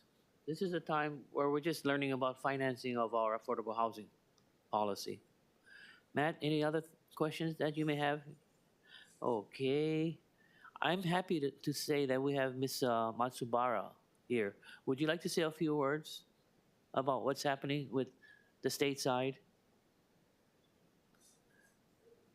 Oh, city, yeah, city. Excuse me. Director of Housing at the city. Oh, turn it on.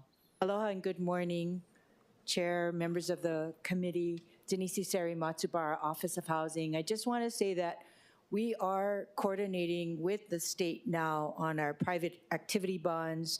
The city has awarded approximately $260 million through our cooperative agreement in private activity bonds to fund about 950 units. We are also going to be helping the Department of Community Services with the affordable housing funds, and we'd like to see some collaboration and synergy with the state on that as well. So we do look for opportunities to coordinate and synergize with the state, and we will continue to do that in the future as well. We just signed an agreement for $5 million as well to help support and match the Bill 1 incentives for Bill 7 projects. So that just recently got executed as well. Okay. Thank you. Okay, thank you. Members, any questions for Ms. Matsubara? If not, that's it. Thank you very much. One final question.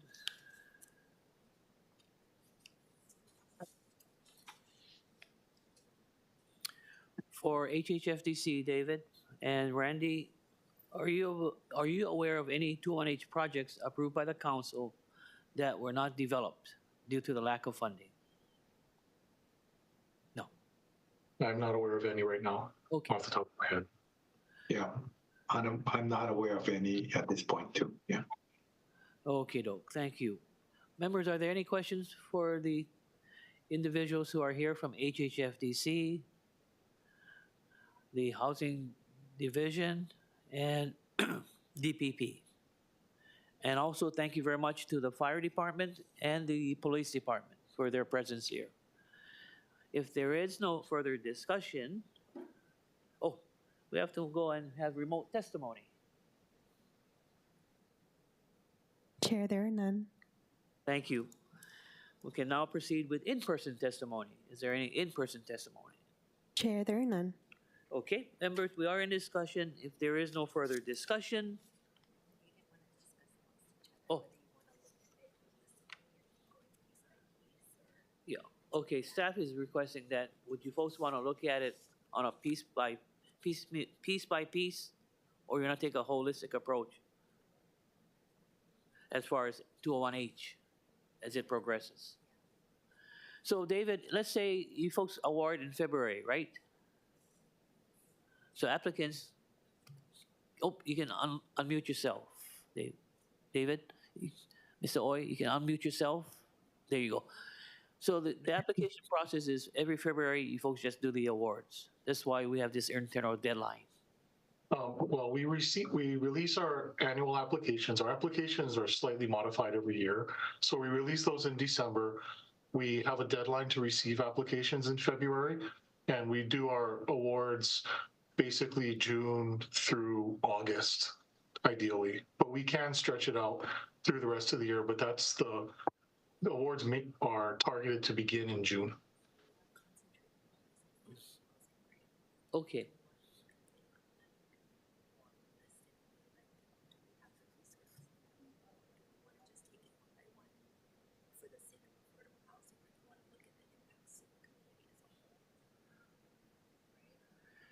Okay. The staff was asking me the question, how would you folks want to look at the 2-1H? As when I say as a whole, you can see what the amount of money we have in the pot, or you just take it one at a time? How do you folks want to look at it? As far as every year we have projects that are approved, and every year we forget the projects. You forget if it's approved with LIHTC, HERF, DERF, etc. I'm asking, can we do it holistically, or we're open to that. I don't know. I'm just posing this because if you want us to be in a vacuum of just approving one project at a time, what's the objectives or the goal? Just affordable? Yeah, please. You're kind of confusing me because I don't know how we cannot do it on a case-by-case basis, because I wouldn't want to hold up a project and try to look at the totality. We don't know what projects are going to be funded via LIHTC.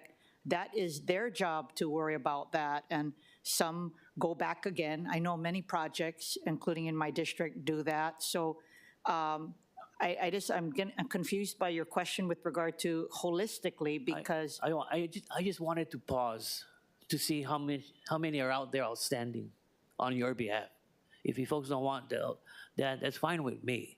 I just want to have that understanding that there are a lot of projects out there that may not be moving ahead. That is correct. And you know, I know one in my district that's doing a Bill 7 and didn't get LIHTC funding last year. I think for certain projects, they will have to, and private land, they will have to reconsider if they go fair market. But I don't believe that it's our job. Of course, we want more affordable housing projects, but it's not our job to be worrying about their financing, because they need the flexibility if they want to sell, whether they rent, whether it's affordable, and if they don't get the LIHTC funding. I just asked the staffer, there is a bill moving through Congress that has bipartisan support that is going to lift the threshold so that hopefully more will be able to qualify for LIHTC funding. And that's my mana'o. Okay, anything else then at this point?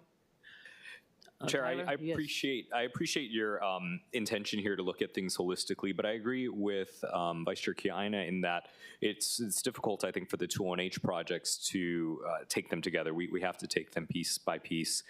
That said, I know we have Denise here, and I appreciate her leadership with the Office of Housing. I think there's other areas where we as a council can look at things holistically. For example, the Affordable Housing Fund, how we use that, how we disperse it, what the rules are. Those are, I think, the things where we, as a council, the 9 of us, can really move the needle. Thank you. That's very much well taken.